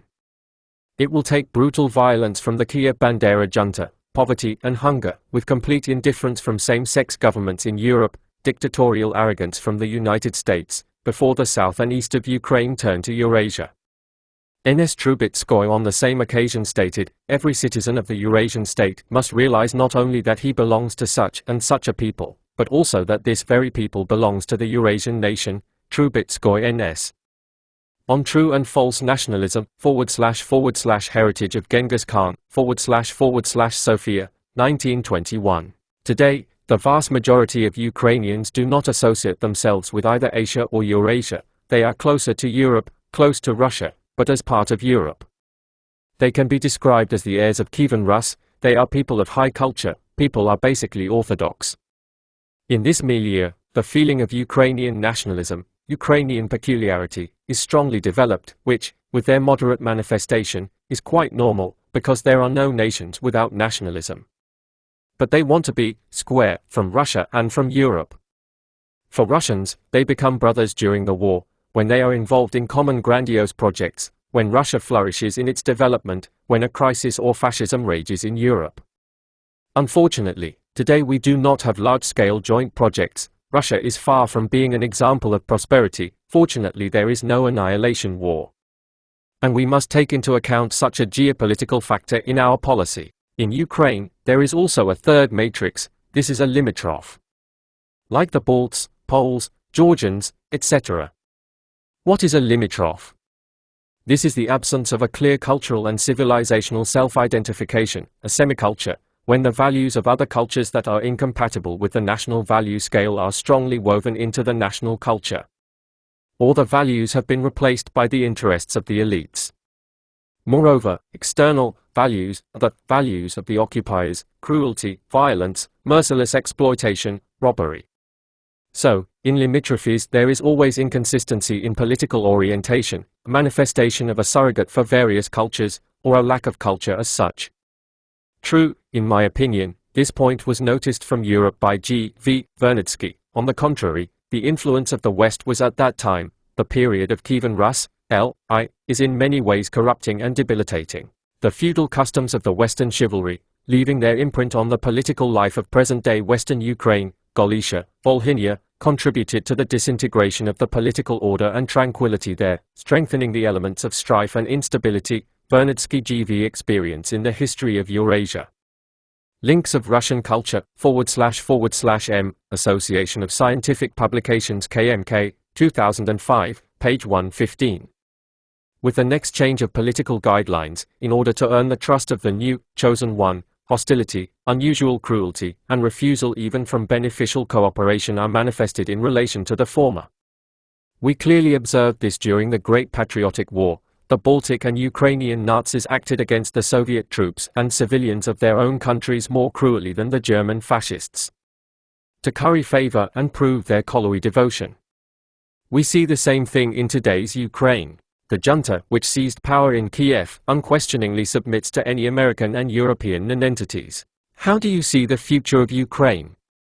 It has never been and never will be united, because territorial integrity is determined primarily by cultural and civilizational unity and the commonality of the value scale of the peoples living on it. Therefore, the process launched by the Maidan is a process of gradual demarcation of the Ukrainian population and territories. According to the results of the referendum in the Donbass and Lugansk, divorce proceedings of these regions with the Kiev Maidan and the procedure for reunification with the Russian Federation will begin. But not according to the Crimean, but rather according to the Abkhaz version, that is, through the Declaration of Independence. And only then, 1 to 2 years, a new referendum on joining the Russian Federation according to the Crimean version. And Russia is obliged to support this process in every possible way, because this is the return to their homeland of their sons, who were once betrayed by it. This is our sacred duty and atonement for guilt. Other regions will wish to follow this example, but due to internal contradictions within the regions, as well as the efforts of Kiev and the West aimed at containing the Crimean syndrome, there will be no chain reaction. Having received relative autonomy and promises, other southeastern regions will temporarily calm down until a new stage begins. The next stage, a new rebellious wave may occur not only in the south and east of Ukraine, but primarily in the west, along the conditional line of the Orthodox Catholic border, and culminate in heavy protests, and probably in new referendums. Confessional disputes, repressive measures of the new authorities, a sharp decline in living standards against the backdrop of positive achievements in Crimea, Donbass and Lugansk can serve as the basis. The introduction of a limited contingent of NATO troops is not ruled out, which will calm the situation for a while. Third stage, Ukraine is a federal state. 3 or 4 republics. West, with the capital in Lvov, center, with the capital in Kiev, east, with the capital in Kharkov, south, with Dnipropetrovsk, and with NATO troops on the Dnieper. There are nuances. For example, not federalization, but the complete independence of the above subjects due to the complete economic collapse and internal enmity of the oligarchy that seized power in the federal subjects. And then some of the independent states can turn towards unity with Russia in the form of a union state. This requires a powerful multidimensional work of Russian state institutions and public organizations. One of the likely scenarios will be the squeezing out of the bare-assed Westerners, together with the capital Lviv from the square, and the subsequent acquisition of the Western territories by European applicants, Poland in the first place. These are the geopolitical realities, we need to be ready for them, and most importantly, to speed up the construction of the Eurasian Union. Without Ukraine. Bismarck was wrong too. Source, tomorrow, the 22nd of May 2014. Inaction equals crime. While Poroshenko is salivating, threatening to wipe the southeast off the face of the earth, and after it to seize the Russian Crimea, another, but seemingly completely unexpected problem has emerged at the very borders of Russia, in Abkhazia. Alexander Ankvab capitulated literally in a day, giving power to the supposedly incomprehensible opposition that appeared from nowhere. It is obvious even to the layman who is not very well versed in geopolitics that all the same, familiar faces, are behind all this. If Russia does not finally go on the attack in all directions, then it will fall into a dense ring of the enemy, he said in an interview with On the Eve. Colonel General Leonid Ivashov, president of the Academy of Geopolitical Problems. And this will already be a crime against the state and the people. The fighting in the southeast does not subside, and it seems that Poroshenko will stop at nothing until he destroys the entire Donbass. Poroshenko, taking advantage of such senselessness and legal responsibility of officials, will try, using the most brutal force, to suppress the action of the southeast, the desire for independence, to suppress it by force, not paying attention to blood, victims, destruction, and so on. Today is the most favorable moment for the junta. Poroshenko did not assume the presidency, and all these Yatsenyuks, Turchanovs, Avakovs are all temporary workers. They can all, of course, bear responsibility for decisions, but it is not clear who exactly makes these decisions by force action. They are all protected by the lack of legitimate power, so they will go to the ultimate goal, to suppress the aspirations of a number of regions for independence. Why is Russia inactive, as it seems to many, and what does it need to do today? Today Russia revels in the victories of hockey players, the annexation of Crimea, the Olympics, the St. Petersburg Economic Forum, etc., but does not work, as it should, on the situation in the southeast of Ukraine.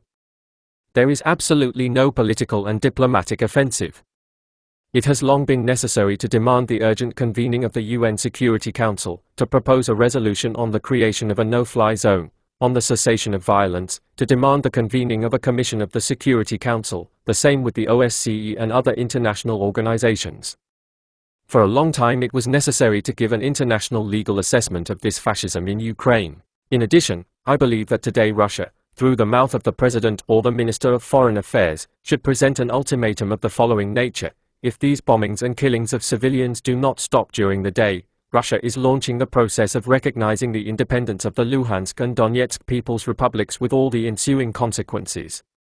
In addition, it is necessary to provide humanitarian assistance to this region, to raise world humanitarian organizations, the Red Cross, UNESCO, etc. That is, the policy of a diplomatic offensive should go in all directions, relying on military force. What do you mean by military power? Of course, it is impossible to send troops to the southeast, but to withdraw our troops from the border, and so inconsistently, when the President says one thing, and the Ministry of Defense another, is wrong. We are retreating under the pressure of the Nazis. These are our territories, this is our right to create groupings, to allow public associations, officers and Cossacks, first of all, to form volunteer detachments and organize their training for sending to this region. We can provide political support to the militia forces and the new governments of these republics. A lot can be done, both to demonstrate military force, to carry out political and diplomatic offensives, and to provide humanitarian assistance. This is our duty. Is it possible to create a humanitarian corridor for the supply of humanitarian aid, the withdrawal of refugees and children? And most importantly, is it possible to supply weapons to the militias? The humanitarian corridor should have been created a long time ago together with the Red Cross, the OSCE, and other international humanitarian organizations. To create a purely humanitarian corridor from where they could take out refugees, the wounded, provide assistance, supply food, medical supplies and everything else that the population needs. We should have done this a long time ago. As for the supply of weapons and military equipment, it is necessary to recognize the independence of these two republics and, immediately after the act of recognition, sign an agreement on mutual security with one and the other republic, with all the ensuing consequences. Is it possible to draw an analogy between the situation in the southeast and the bombing of Yugoslavia? Of course, there is a similarity with the same Kosovo, but in that case the Americans and NATO bombed the Serbs, and we are forbidden.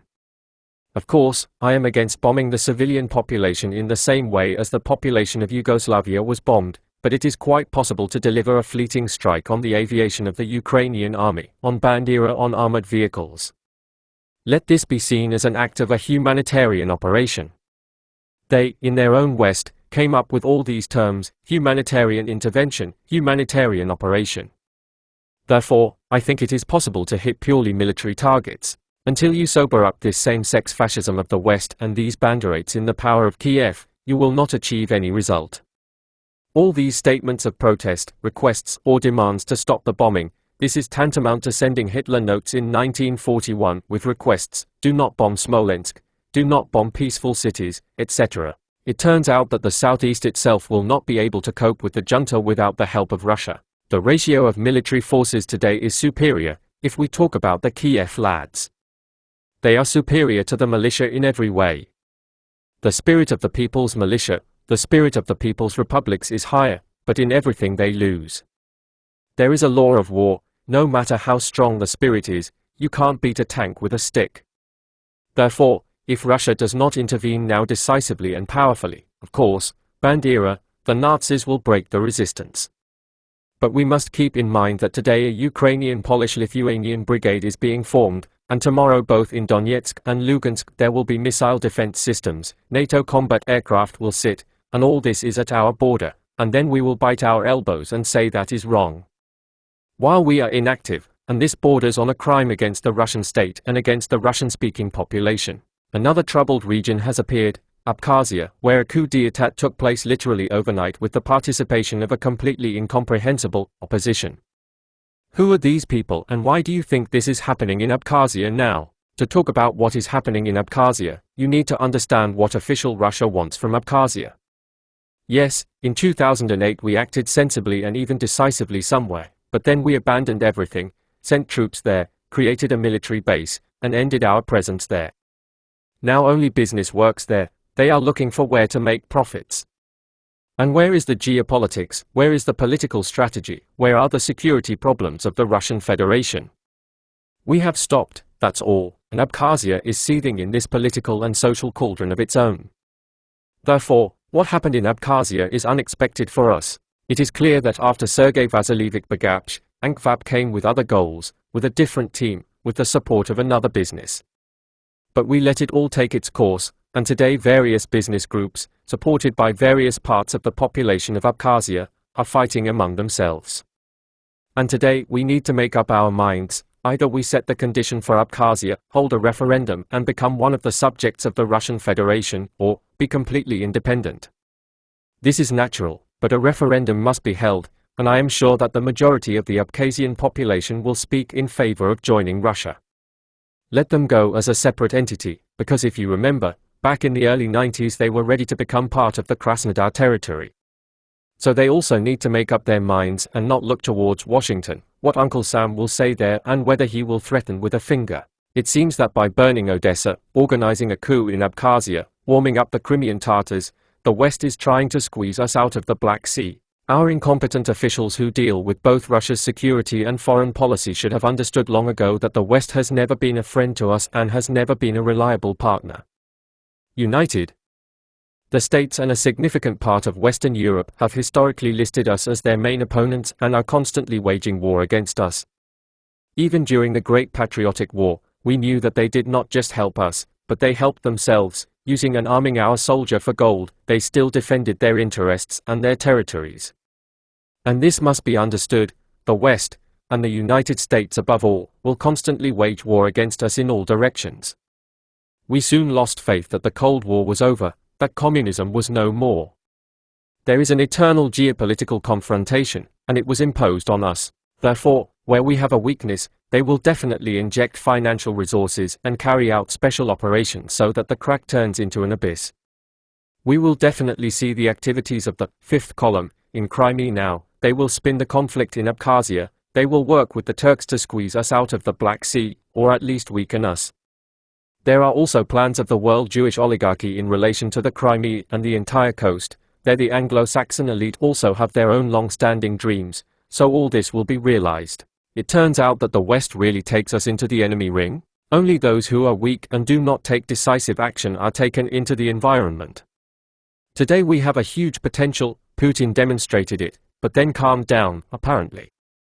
A breakthrough to the east in Shanghai, the signing of allied relations in the oil and gas sector, joint naval exercises in the same period, etc. And China was happy to accept Russia, in front of which the West puts a sanctions fence, because today Russia is in the first echelon confrontation with America, and China behind us has become quite strong. And in space, in the Asia-Pacific region, it is China that comes to the forefront, and we are behind it. This is a successful combination, but today we need to attack. Where we are not advancing today, but sitting on the defensive, we will definitely be surrounded, which is what we are seeing today. Source: Nakanoon.ai, May 28, 2014. Ukraine we lost. Today, the attention of the whole world is riveted to Ukraine, in the southeast of which a civil war continues. An attempt to establish a truce failed. The president of the Independent decided to continue the anti-terrorist operation, to the bitter end. The Ukrainian army and armed formations of the National Guard launched a new offensive against the separatists. Some cities and villages, over which the flag of independence is raised again, have been turned into ruins. Many civilian casualties, many refugees. Meanwhile, from the camp of political scientists and experts, and even ordinary people, voices are increasingly being heard that Russia leaked the rebellious regions of the southeast, that Putin should have sent our troops a long time ago into the neighboring republic. But can the position of our authorities be considered treacherous in relation to the Donbass? How could events unfold in the southeast of Ukraine, if our divisions and brigades burst in to protect the Russian world? What gave rise to an unprecedented surge of hatred of many Ukrainians towards the Russians? What awaits the Donetsk and Luhansk regions after they are taken under control by the Ukrainian security forces with fire and sword? How will relations between Kiev and Moscow develop under the new conditions?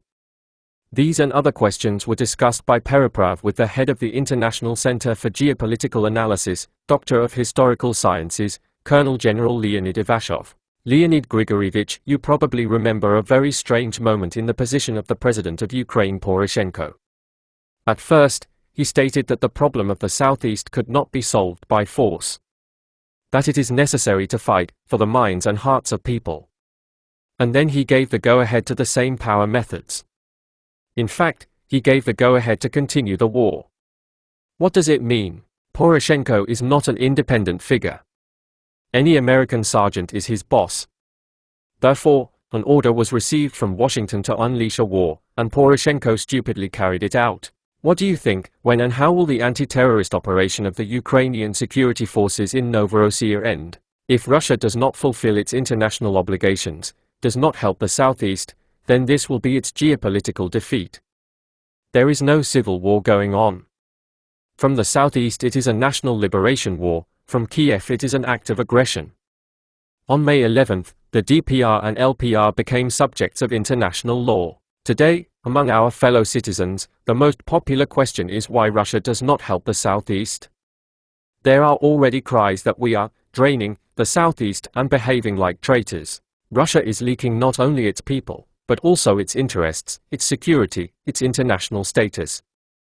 We will cease to be respected not only by enemies, but also by friends, and this will affect the rating of Putin and the government in general, the economy, and stability. From what did this fierce hostile attitude of millions of Ukrainian citizens towards Russians ripen, whom recent brothers today call both Muscovites, and Colorados, and quilted jackets? To answer this question, we need to look into the distant and recent past.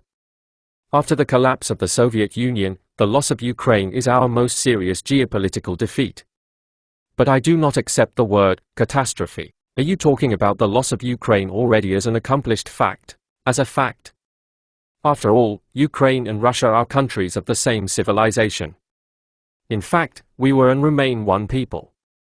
But today Ukraine for us, or rather, a significant part of its citizens, is the most Russophobic territory in the world, the most hostile population to us. Nowhere in the world you will find these calls, Moskalyaku to Gilyak, who does not jump, that Muscovite, and so on. All this strongly smacks of ultranationalism and even fascism, and yet only a certain, but not a small part of the population, confesses all this. I also thought for a long time that these were mainly Westerners, Bandera. But later he changed his mind. I divide Ukraine into 3 cultural and civilizational layers. There is a Russian Ukraine. These are those areas of the southeast of the Republic and millions of inhabitants, whom we, during the time of the Russian Empire and the USSR, gave under the rule of Kiev only in order to gain the loyalty of all of Ukraine. There is a central Ukraine. This is a population where Ukrainian nationalism is special, maybe not so radical, but it also competes with Russian to some extent. And there are western regions where Russophobia has historically developed. This is a limitrophy without a clear cultural and civilizational identity. And how does Ukrainian nationalism differ from Russian? Ukrainian nationalists don't feel like Eurasians like we do. We are Eurasian power. They do not feel like Eurasia. What does Eurasian mean? These are almost 200 nations, nationalities and ethnic groups that were part of a single state, the empire of the USSR, and lived as a single people. On the same value system, with common strategic goals, with a common worldview, understanding of the world, and so on. This is a unique case in the history of mankind. Do you mean Ukraine too? Yes. These are the times of both the Russian Empire and the Soviet Union. But then there is Western Ukraine. What it is? This is a territory where various peoples and states have trampled and lived for centuries. But Germans, Poles, Lithuanians, and Austro-Hungarians did not go there to bring culture and education. They brought violence, robbery, banditry, and exploitation there. And, of course, Russophobia and an alien religion. This is called a limitrophy in geopolitics. These are those who do not have a certain civilizational and even national identity. It is a surrogate for cultures, a surrogate for violence, I would even say. Therefore, we have 3 Ukraine.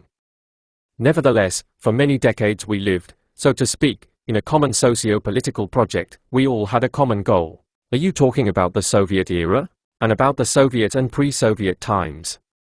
When there was a common misfortune, Central and Eastern Ukraine were with us together. Western Ukraine has never been with us. If you look at history, Among the peoples of the Russian Empire and the Soviet Union, Ukraine in general was the biggest and most difficult problem for Russia.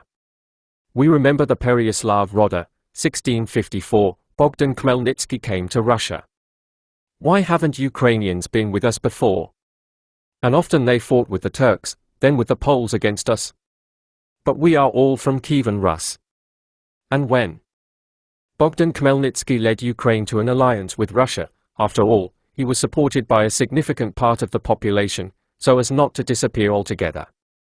But at the same time, not even all the hetmen supported Bogdan Khmelnytsky on joining Russia. After Khmelnytsky there was the same hetman Vyhovsky. The first thing he did when he became the hetman of all Ukraine was to conclude an agreement with Turkey for the war against Russia. And even the son of Bogdan Khmelnytsky turned his back on Russia. And then all these Mazepa, Petliuras, Banderas, and so on. They did not just leave Russia, they tried to make Ukraine hostile to Russia, they fought against it. Why has Ukraine been constantly rushing about from time immemorial? It was her geographical position that compelled. Ukrainians stand between Europe and Asia. Between Europe and Russia. Do you think that Ukraine is in Europe geographically? Geographically, it is in Europe. But culturally and civilization ally Ukraine has never been Europe. Yes, it never will. Why? She will never be accepted in Europe, she will always be a stepson there. And why is Europe, where Ukraine is rushing, also very unfriendly towards Russia? Because you need to know history. Read Danilevsky, where he argues that Europe has always been and will be hostile to Russia. Because different meanings of life. For us, the meaning of life is the spiritual beginning, the development of the intellect. And the cultural and civilizational code of Russians and Ukrainians was and should remain conscience. Conscience, holiness, justice, this is our matrix. In Europe, the cultural and civilizational code is profit. Matrix of the West, profit, expansion, violence. We are always looked upon as an object of benefit. In your thesis, a capitalist element is visible, profit. But after all, many European countries had a socialist orientation for a considerable time. Yes, Eastern Europe was socialist for some time with our help. And she came close to us in many values. But I repeat, in our Russian history, a person is at the head of all values. A man with purity of thoughts, with spirituality, with an attempt to know the world and himself. That is, with creative development. But in capitalist Europe the material side has always prevailed. But there was capitalism even before socialism. And when there was no capitalism yet, there was feudalism. Here you need to read Hegel. He wrote that the shortage of land required legal regulation. There is a constant struggle for space in overpopulated Europe. This was a mining strategy. Those Europeans who were cramped within their borders all the time went to conquer something. And yet, why is Ukraine so violently torn into Europe? So torn that it broke away from Russia. We are approaching modern times. The blame for the geopolitical defeat of Russia lies with us. Having lost Ukraine, we have lost part of our own civilization. We allowed her to be re-identified and create a political nation on the territory of Ukraine, hostile to us. Ukrainians are offended when we talk about them as the personal property of Russia. The idea of an all-Slavic union, which Danilevsky worked out, although Dostoevsky, Tuchev, and the Slavophiles spoke about it, seems to be unknown to our politicians. Everything is written there. It was necessary to have a single spiritual space. Educational, intellectual. The humanitarian sphere, based on common values, must be united. But the Slavophiles and N.Y.A. Danilevsky emphasized the need for the political independence of the Slavic states. Unity of peoples. But politically different states. After the USSR, we did not work in the field of culture, we gave away spiritual space, education, and allowed us to rewrite our common history. We focused on the economy, and in market conditions it is a tough competitive environment. She breeds nations. But it was possible to have a single spiritual space when both Ukraine and Russia were part of the USSR. Then this space was formed with the help of the propaganda department of the Central Committee of the CPSU. And when we fled after the collapse of the Union, a different story began. Ukraine has taken the path of sovereignization of the same spiritual space that you are talking about. It turns out that the origins of what happened and is happening in Ukraine lie in the fact that it fell out of the orbit of Russian influence in all directions. She didn't just fall out of the Russian orbit. For Ukraine, there was a struggle of the West, first of all from the USA. We have abandoned the struggle to preserve Ukraine within the framework of the Orthodox Slavic civilization. They showed a disservice to the Ukrainian people themselves. We abandoned the idea of an all-Slavic union. Here you just dropped a curious phrase, all-Slavic union. And what is it? Where are the framework of the Pan-Slavic Union? I have already said that we Slavs have the same spiritual values. And the Pan-Slavic Union is, first of all, Russia with its European part, with its Russian population, the entire Orthodox world, Belarus, Ukraine, the Balkans. We all belong to the Orthodox Slavic civilization. We had one spiritual basis. And what is the main thing in this basis? Today they say, religion. But I would say deeper. Religion is the main component of our spiritual culture, spiritual state. But it's not just religion. The very meaning of life. We, the Slavs, the Bulgarians, the Serbs, have a certain messianic essence. Bring justice to the world. Carry conscience, honor. When, after the October Revolution, 2 million of our intelligentsia and officer corps fled to Europe, Europe opened its eyes in half a year. They turned the view of Russia as a barbarian country upside down. Because the Russians showed what the honor of an officer, culture, worldview is. Our officers were offered in France to serve in the gendarmes. Not a single officer went, but after all, some worked as taxi drivers. They worked so that their families would not die of starvation. But everything material in the general sense was not the main thing for them. Our intelligentsia, our philosophical thought, our writers were head and shoulders above all Europeans of that time. Where does this terrible zeal of Ukraine to Europe come from? Yes, not to Europe, but just to distance themselves from Russia. Well, they will be accepted into Europe on some onerous conditions, with dozens of reservations. They will be accepted into the European Union. Although it is not yet a question that they will be fully accepted there. They will hang a carrot in front of their eyes, but they won't let you chew for nothing. Europe does not need freeloaders. She needs a market, cheap labor for dirty work and maintenance. And what is behind the desire of Ukraine to distance itself from Russia by any means? I will clarify, not Ukraine, but parts of Ukraine. Here's what you need to understand.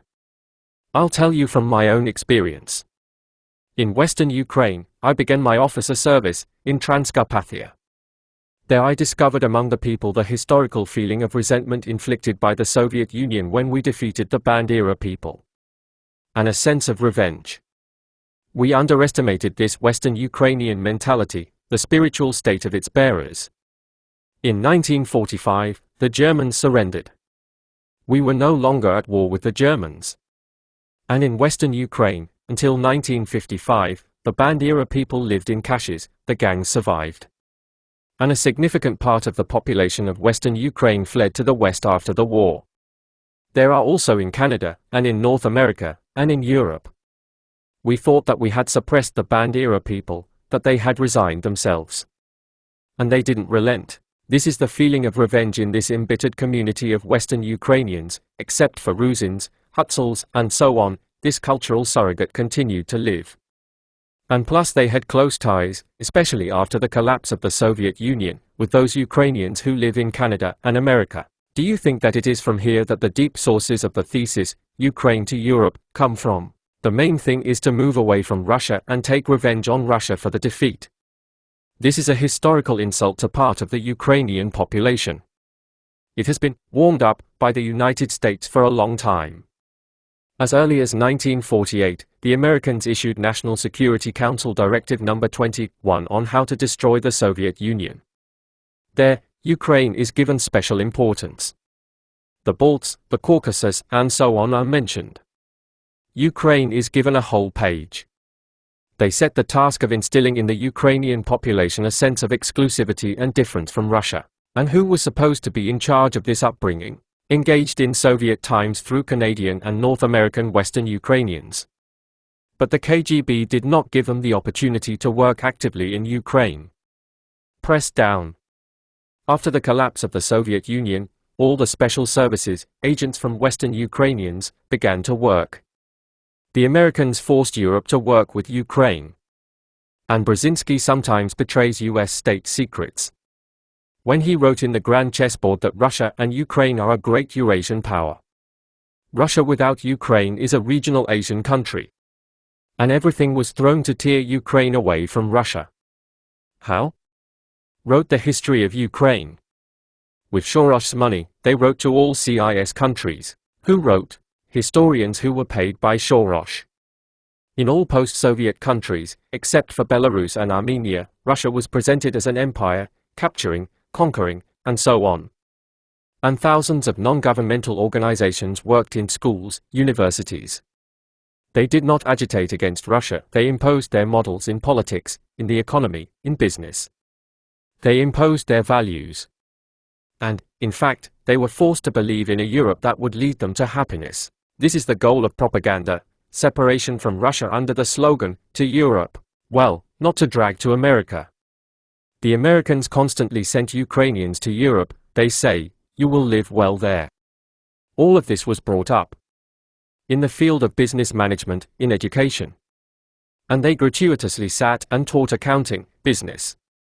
At the same time, they talked about their history, exalted it. There was a construction of a new nation according to Western patterns. And Gene Sharp is the director of the institute.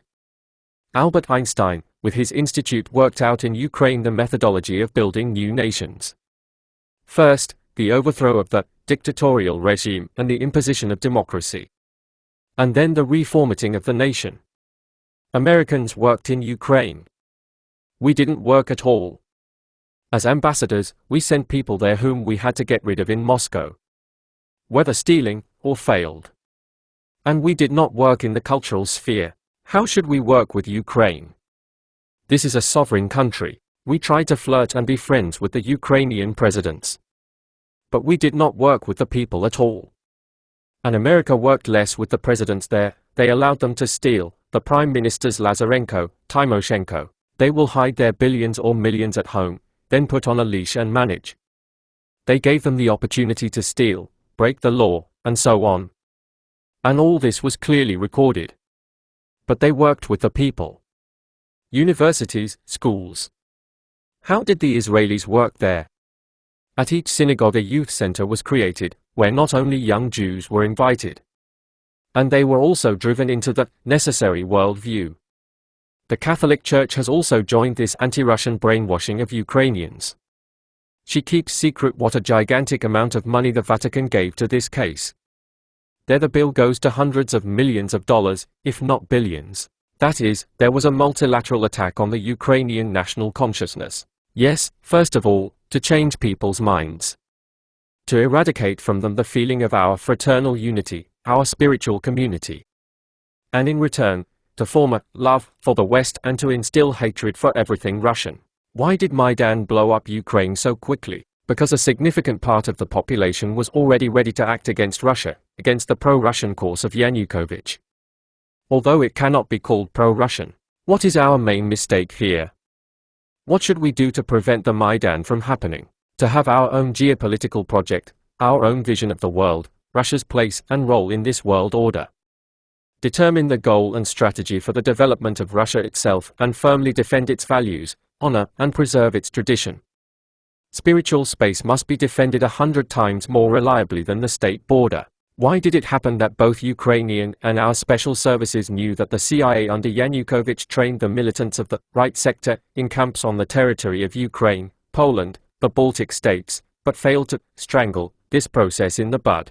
Both those and others protected only the interests of the oligarchs and business in general. Everything else was secondary to them. And where did we screw up in working with the Ukrainian elite? We had to be friends not only with the presidents, but also with manufacturers, cultural figures, science, universities. But we were friends with Yanukovych. But he was overthrown. As well as with Kuchma were friends. And with Azarov. They were overthrown, dismissed. We were not friends with the Ukrainian people. We, as it were, put economic issues at the basis of our relations with Ukraine. First, they tripled the economic divorce, and then they began to improve relations. What went wrong? It was not necessary to put economic relations in the foreground. Because in market conditions the economy will play a great role if we build something common. Here is a general economic project. And here we will be friends. In market conditions, the economy is a tough competitive environment. And it does not unite when there is no common project, but separates. Each gas price affects consciousness.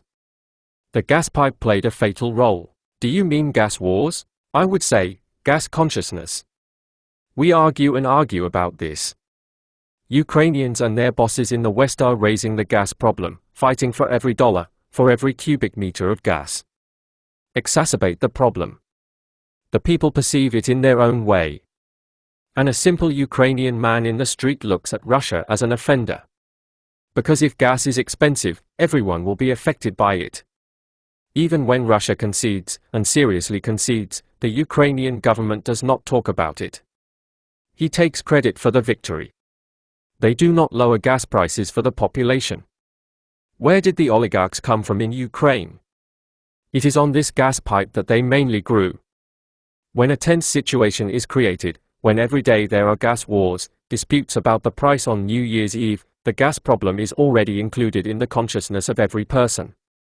Even the biggest patriot, a Russian person who, by the will of fate, ended up in Ukraine, he thinks, but does Russia want to cash in on me? What is the government doing? Even if we are inferior in the price of gas, prices for the population increase. And then all this is projected onto Russia. It is Russian gas, it is Russia that creates high prices. We had to seriously work on this problem with a propaganda machine, and wariness towards Russia, towards the Russians would have melted. One of the central issues on the Maidan was this: Yanukovych divorced nepotism, plundered the country, his clan is not divided with the people. How do you connect the gas issue with corruption? Again, I must read Gene Sharp, already mentioned by me, his work, From Dictatorship to Democracy. There's no fiction there. There are 98 recommendations: how to overthrow a dictator, how to overthrow the government. Yes, Yanukovych would have been a saint, and he never was and never will be. He would still be dumped. Rain, downpours pour, Yanukovych is to blame, etc. Because this system of overthrowing the authorities in America has been worked out in such a classic version. They also experience it in the Balkans and the Middle East, wherever they experience it. Do you think that Maidan was a way to overthrow Yanukovych? It was a geopolitical operation. Today it is planned and financed in new countries. I know the Americans well, I worked with them a lot. An American will not give a single cent so as not to make a profit. Therefore, they did not invest in Ukraine free of charge. Let's go through the timeline of events. So, Maidan overthrew Yanukovych in an illegal way. I agree. Under the leadership of the United States. So, Poroshenko became the president of Ukraine. Some recognize its legitimacy, some do not. By the way, do you recognize Poroshenko's election as legal? No, of course not. For Yanukovych was overthrown. Provisional power passed to Turchinov illegally. It was a criminal coup. And now the game of democracy has begun again, the game of legality. If your foundation is rotten and illegal, how can you build the building of statehood on this foundation? The West reproaches Russia that it, under the noise of the Maidan, annexed Crimea. But did we have such an opportunity, when the Southeast rose, to solve the issue of Russian Ukraine as easily? I'll ask you a counter question. Did Russia return Crimea or did Crimea return to Russia? There was a counter movement here.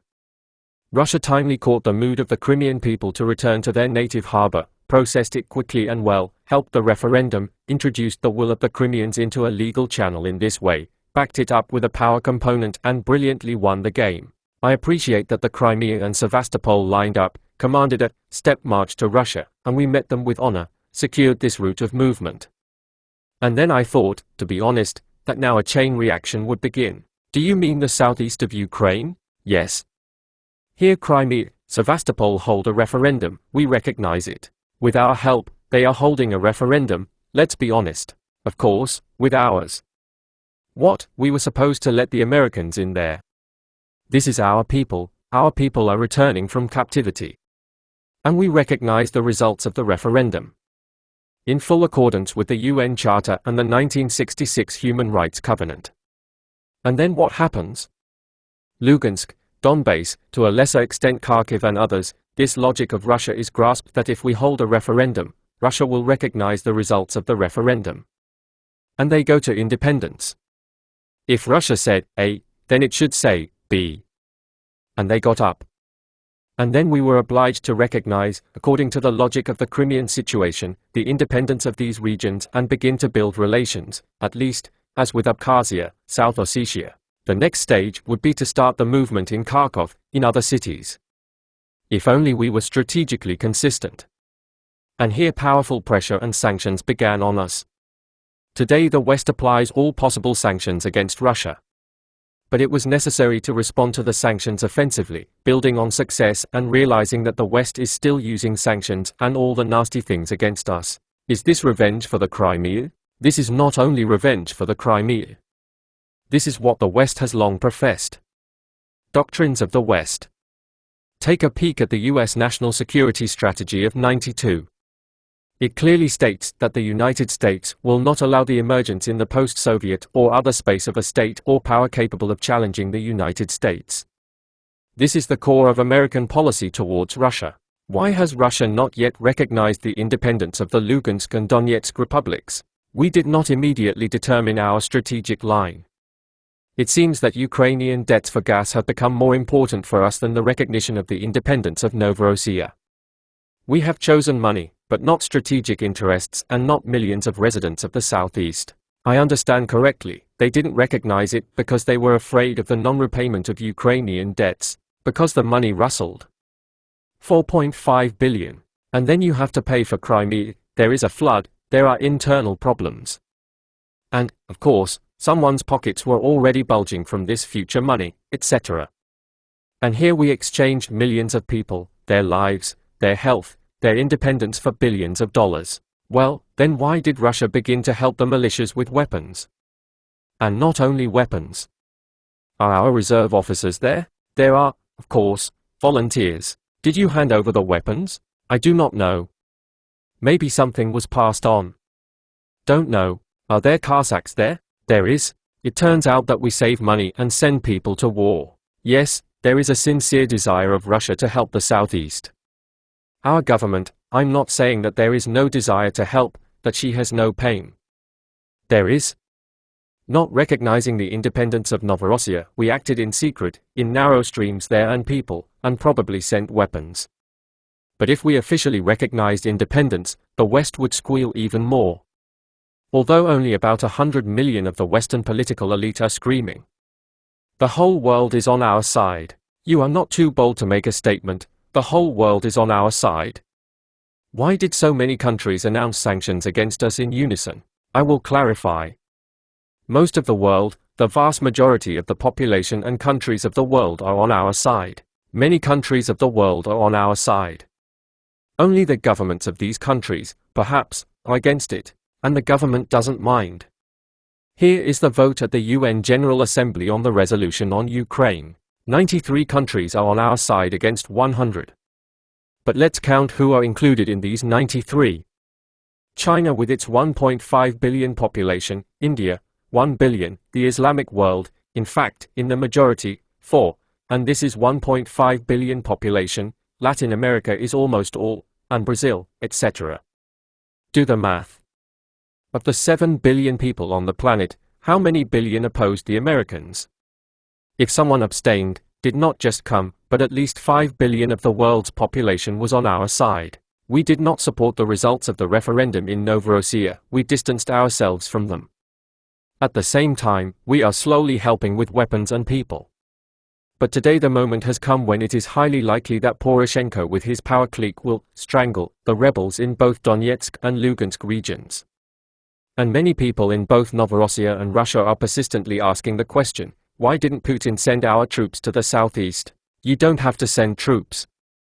If we did not recognize the results of the referendum in Novorossiya yesterday, today we are too late. We have rich experience in conducting special operations. Who, in your opinion, should have carried out these special operations? Someone must always be held accountable for this. Ministry of Defense, for example. We had to plan a special operation. to subordinate the Ministry of Defense to other law enforcement agencies and special services.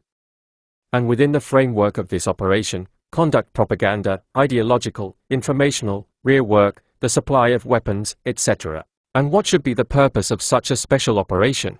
Change the balance of power in favor of the people's militia.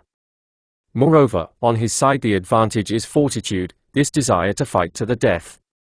And they have international law on their side. Yes, the guys are dying. We can send 5, 10 detachments of the GRU Special Forces. Do you think that would be enough? It was not necessary to send special forces there. It was also necessary to organize on the territory of Russia the training of intelligence forces, counterintelligence forces, etc. The preparation of headquarters structures for military operations, intelligence, planning, command and control. Here to create from Ukrainians and volunteers from Russia. But the border is not a passage yard. It was open for a while and is now closed. That's why I call it a special operation. What are special channels? That is, to get detachments from Russia to Ukraine, and she will not know this. The border with Ukraine is full of holes. We are used to the fact that it is necessary to go either by rail or by a good highway. There the border is a sieve. And here the headquarters structure is being formed, specialists are being trained, the best weapons are being allocated. Not Strela, 2M. There are 2 points there. Armored vehicles also dominate the airspace. This is where you should have focused. Declare a no-fly zone. On what basis? Without the decision of the UN Security Council? We would be pecked by the West. Declare a no-fly zone not publicly, but unofficially. Put anti-aircraft missile systems, even the same portable ones, even the same igloo. And supply enough. And not a single plane or helicopter would fly into this zone, it would become flightless. So, we would equalize this advantage of the junta. And the second? Well, what is this RPG-7? Yes, a good thing, but this is the brainchild of the 60-70s. And what do you suggest? We have more modern ones. The same KBP Shipunov, they do such miracles there today. Give me the best grenade launcher in the world, there are long-range weapons, they are also portable. And this is where the balance of power comes into play. Not a single tank from this Karachun mountain would move. There are tools that destroy 2.5 kilometers. And beat them there. And then let them send infantry. We know what mood the Ukrainian army has. After all, there are guard detachments. What is the National Guard? These are the guards. Forced to attack, and they shot those who did not want to shoot. Yes. It was necessary to equalize the balance of power, and then the troops of the junta would have been defeated. And you don't need to bring in our troops. Let me emphasize once again, in accordance with international law, Novorossiya has become a subject of international law, and other states are obliged to respect the right to self-determination and support it. But let's get back to the realities that are taking shape in the southeast today.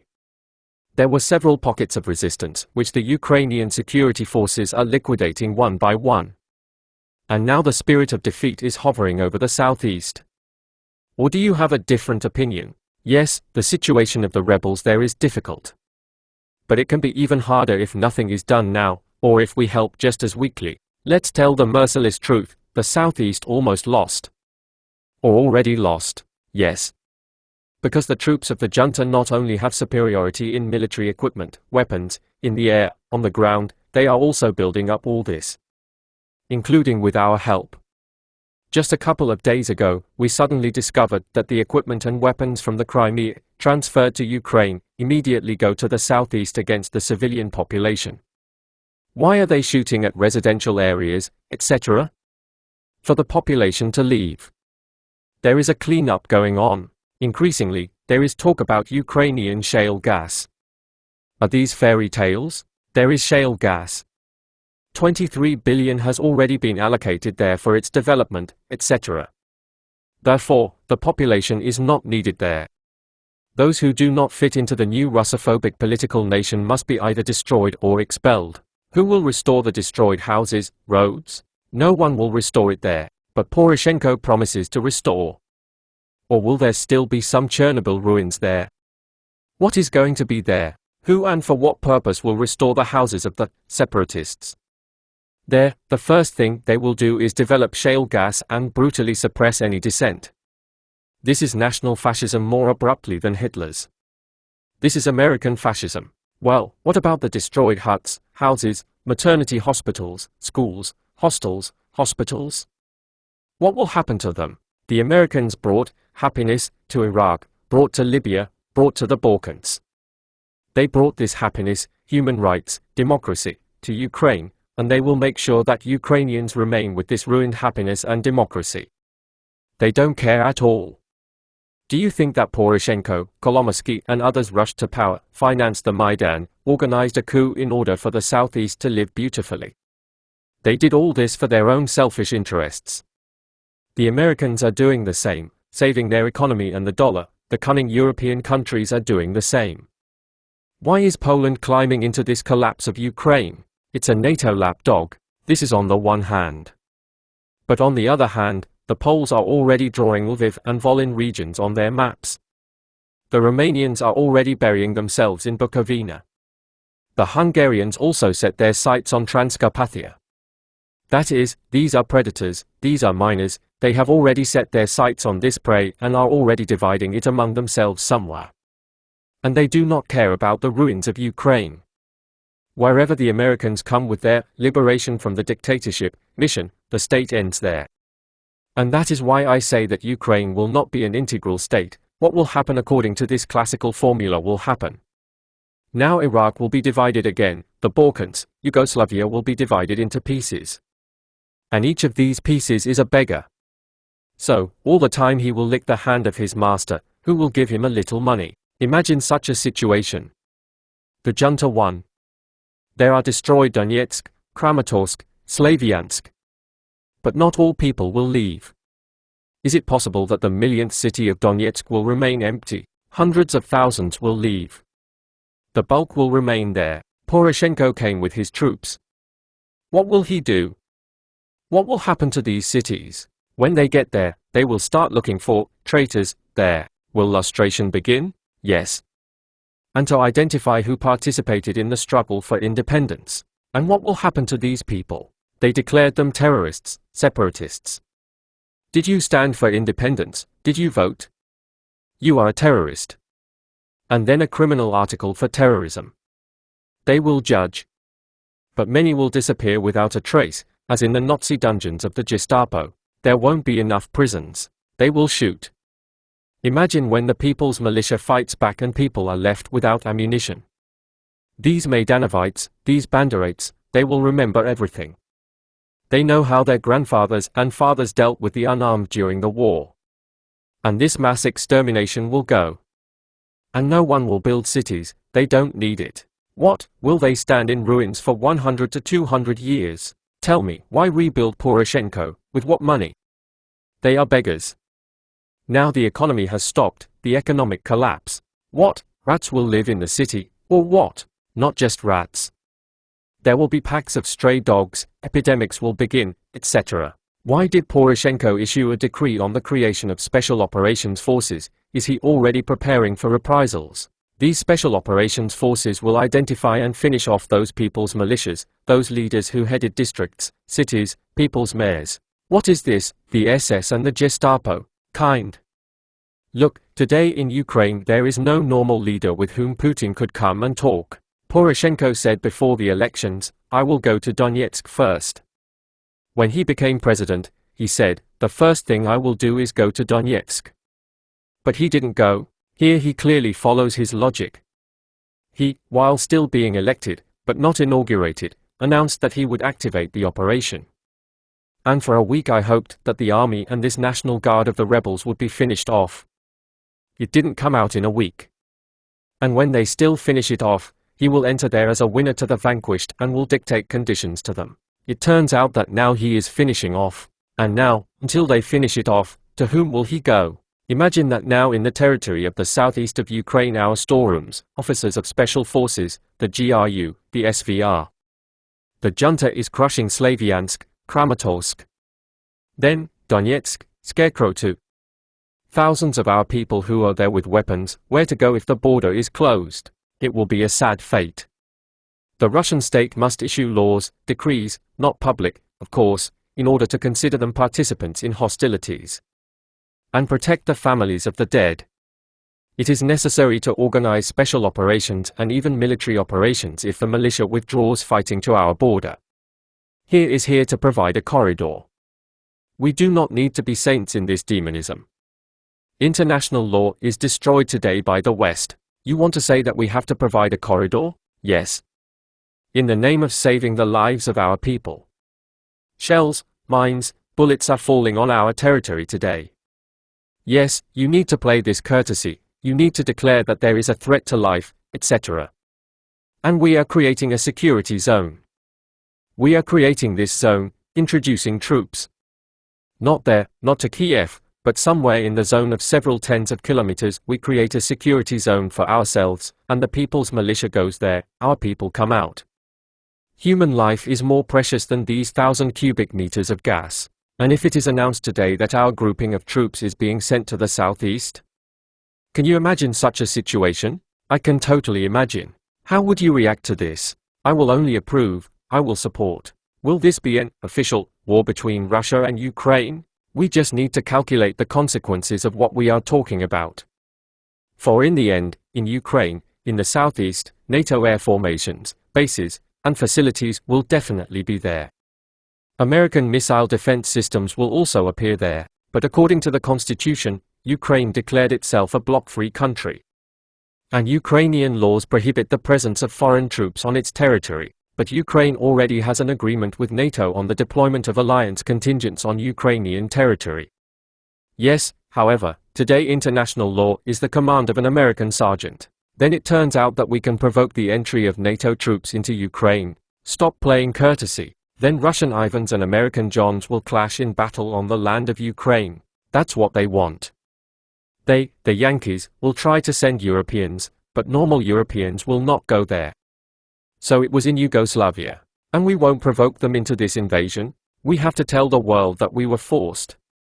Well, that's how the world is today. We still hope that if our planes fly somewhere near the border with Ukraine, the Americans will stop their operation in Ukraine. Obama can't stop. The United States has invested a lot of money in Ukraine, the pockets of business, the military-industrial complex of America are already swelling there. If he stops this operation, he will be impeached tomorrow. They are all hostages of the great economic interests of their elites, both Obama and Poroshenko. Big business is operating there, the oligarchy is operating. And if we now nevertheless send our units to Ukraine for special operations, you sure that the Americans will not react immediately, will not land, for example, in western or central Ukraine? All options must be considered. Always such operations should be carried out comprehensively, thoughtfully. The situation in Ukraine makes many adjustments to Russian-American relations. The United States will inevitably quarter its military infrastructure on the territory of the square. First, Poroshenko will be forced and glad to change the constitution. And Russia will receive a new military threat very close by. How will we react? We need to stop relying only on our nuclear capabilities. And it is high time to have a group of forces and equipment near the United States, somewhere in Cuba, in Venezuela, which will also be able to strike at the United States within 3 to 7 minutes. Create a military-political counterweight? Do you propose that something be staged in Cuba now as well? Yes, in agreement with Havana, deploy our base there, return to Leonid, send our missile cruisers there, etc. To target the US? If they hold us at gunpoint and surround us, then why should we put up with this? At one time, I dealt with the problems of vulnerability of territories. And he made his conclusion. The most vulnerable country in the world is American territory. They don't protect her. Because they are used to fighting somewhere thousands of kilometers away. And now we are obliged to take this territory under the gun. One of the prominent American analysts called Putin's last year outstanding. You understand, this is Syria, this is Iran, this is victory at the Olympic Games, this is Crimea, this is Snowden. Today, millions of people say, why is Putin silent, not reacting? Let's assume that we have lost the southeast of Ukraine. How will this affect Putin's authority? We are military people, and we were taught that if a tactical success was indicated or we broke through the enemy's defenses somewhere, then we need to build up forces in this direction, develop tactical success into operational and then into a strategic victory. That's where we needed to go. Vladimir Vladimirovich really made big steps here, but it was only a tactical success. And he began to develop into an operational one with the Crimea. And it had to be developed, to recognize the independence of Donetsk and Luhansk, to recognize the results of their referendum. Then, to sign an agreement that Russia would assist them in creating special services, counterintelligence, and an army. I am convinced that at first there would be hysteria both in Kiev and in Washington. Meanwhile, our ships, led by Peter the Great, are heading for the American shores. Iskanders appear on the territory of Belarus, strategic submarines are on combat duty in the Atlantic, attack aircraft are being relocated closer to our borders with NATO. That is, such a complex operation. And I am convinced that at first there would be hysteria, and then it would begin to fade. Why didn't Putin do it? I don't know. Apparently, there are not enough professionals among advisors. And we need people like General Guriev. These are world-class figures with vast strategic experience. But you must admit that the tasks facing the president are very difficult. If we introduce troops, Ukraine does not pay us for gas. There is no need to be afraid of this. You don't pay for gas, we don't supply it to you. You have to be consistent. No need to shy away, then $285, then $485. A serious state does not act like this. We are entangled in our illogicality, inconsistency. Putin received a high image for the Crimea, authority among the people, authority among the peoples of the world. And, of course, he measures everything. So he will bring in troops. How will this be regarded by the same international community, plus or minus for him? He doesn't want to lose his hard-earned points. There seems to be another factor at work here. Probably, the Americans have some kind of levers of pressure personally on Putin, on his team. Either financial or political. Do you really think that these fairy tales about his $45 billion, which allegedly lie in the US bank, would not have been revealed after the Crimea? Vladimir Vladimirovich from the Special Services, he is a cautious person. And hardly anything is directly written on it. He has an environment from the sphere of rich people. In any case, these $45 billion of his lie in US banks? I don't know. Personally, I am convinced not. Where does this story come from that Putin is hesitant because he has $45 billion in American banks? Information war. They planned an operation, it is called Putin. The goal is to discredit. Attributed. But the fact that there are close people around him, billionaires, and a blow was dealt to them, to their interests. The situation in Ukraine has given rise to a hidden oligarchic opposition in Russia. After all, its economic interests have suffered. Oh sure. Any oligarch is not happy if several billion people freeze him. Somewhere Vladimir Vladimirovich helped someone become a billionaire. Such people probably swore to him, "We will be faithful to the grave, we will not offend." But I studied the psychology of people who got access to big money. At first, the oligarch is ready to swear. Then, when he becomes super rich, his brain starts to work in a different direction. Self-conceit begins to grow in him. He earned these unfortunate 20 billion with his overwork. When he is struck and he loses $1 billion, 2, 10, he begins to look askance at Putin and ceases to be, at least, an ally. And he does not care about Russian interests. His homeland is his profit, his billions. Of course, they can bow politely, etc., but they are in strong opposition to the president. Imagine that next week you and I are going to Putin's office. Vladimir Vladimirovich will sit down in front of us and say, "It is not for me to tell you how the situation in Ukraine developed. Please, give me some advice, what should we do with Ukraine?" And how will you answer him? I will say so. Vladimir Vladimirovich, I gave you advice in 2012. You need to create a powerful think tank. Today in Russia we have a lot of analysts, but there is no government policy focused on various areas. You receive fragmentary information. We urgently need to gather the most powerful analytical minds, connect intelligence, the FSB, etc., and understand what is happening in Ukraine today. and give you strategic level proposals. Is it like Obama's situational center, which works day and night? Well, of course. When you do not know, you get this information in fragments, you cannot imagine the whole picture. Putin does have advisors. Ushakov, for example. Ushakov is a good diplomat, professional. In our country, each type of intelligence reports its own, etc. But intelligence only carries information. It needs to be analyzed. You said that we need to create a center. But he says, I will create the center tomorrow, but now what to do with Ukraine? For example, we meet with him at 11 o'clock. Vladimir Vladimirovich, at 6 p.m. for this center to meet. And the agenda, what should we do with Ukraine? First, what is happening in Ukraine? And then we paint a picture. We do this until 12 noon. In the morning, based on an assessment of the situation, we develop proposals to the president. At 8 o'clock in the morning, we report proposals to the president, and he is already making a decision. Source, pepiravka.org, the 7th of November 2014. Military-political doctrine of the struggle for Novorossiya. The shortest and most accurate definition of what is currently happening in Novorossiya is war. Clausewitz's aphorism is well known, war is the continuation of politics by other means. At present it is difficult to draw a line between politics and war.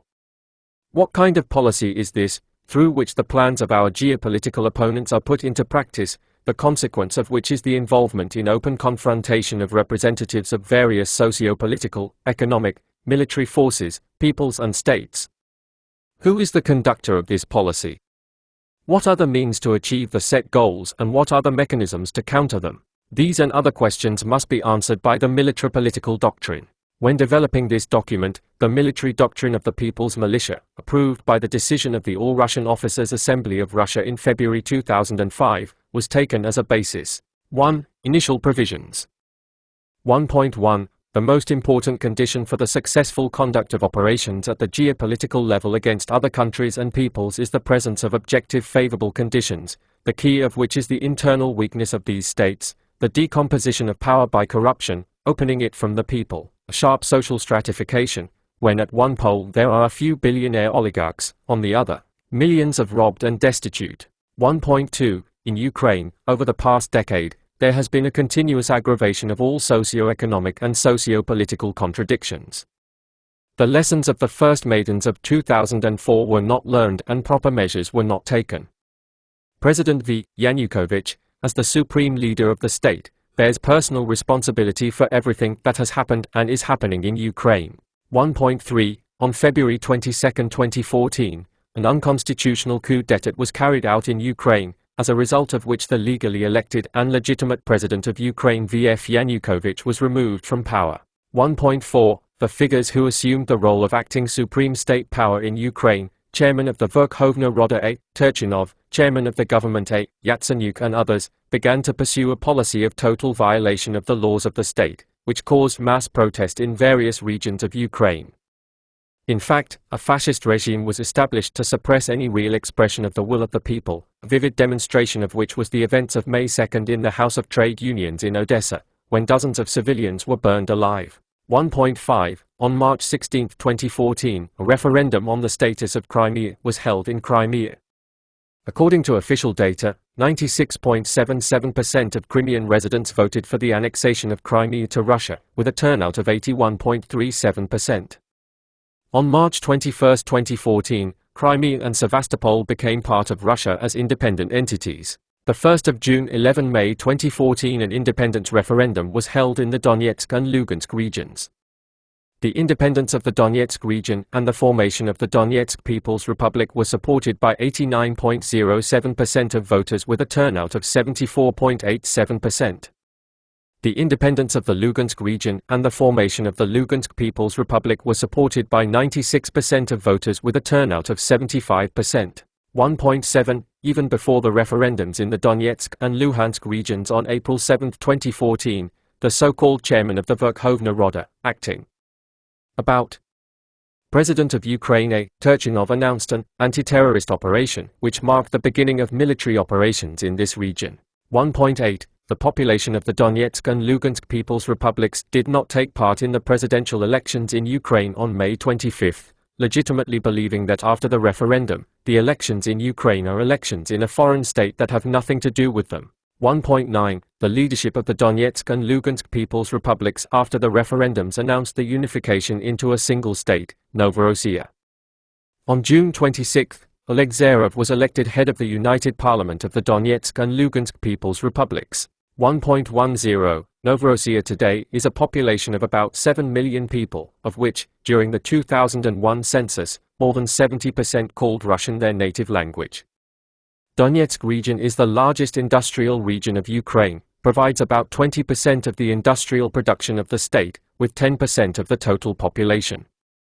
The main sectors of the economy are coal, Donbass, metallurgical, coke-chemical, chemical industries, heavy engineering, production of building materials, electric power industry, and transport. Luhansk region is the largest transport hub.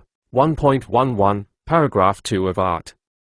Article 1 of the UN Charter states, all peoples have the right to self-determination. By virtue of this right, they determine their political status and freely pursue their economic, political, and social development. The establishment of a sovereign and independent state, the free accession to or association with an independent state, or the establishment of any other status freely determined by a people, is the way in which that people exercise their right to self-determination. 1.12. The people of the Donetsk and Luhansk People's Republics, which are in the process of unification into a single state of Novorossiya, during the referendum on May 11, 2014, freely expressed their will to create a sovereign independent state in full compliance with the norms of international law. Based on this, the hostilities taking place on the territory of Novorossiya, on the part of the fascist regime of Ukraine, are an act of military aggression against another state, and this war is of an aggressive nature, and on the part of the armed formations of the People's Militia of Novorossiya, it is a reflection of aggression from another state. War has a defensive, national liberation character.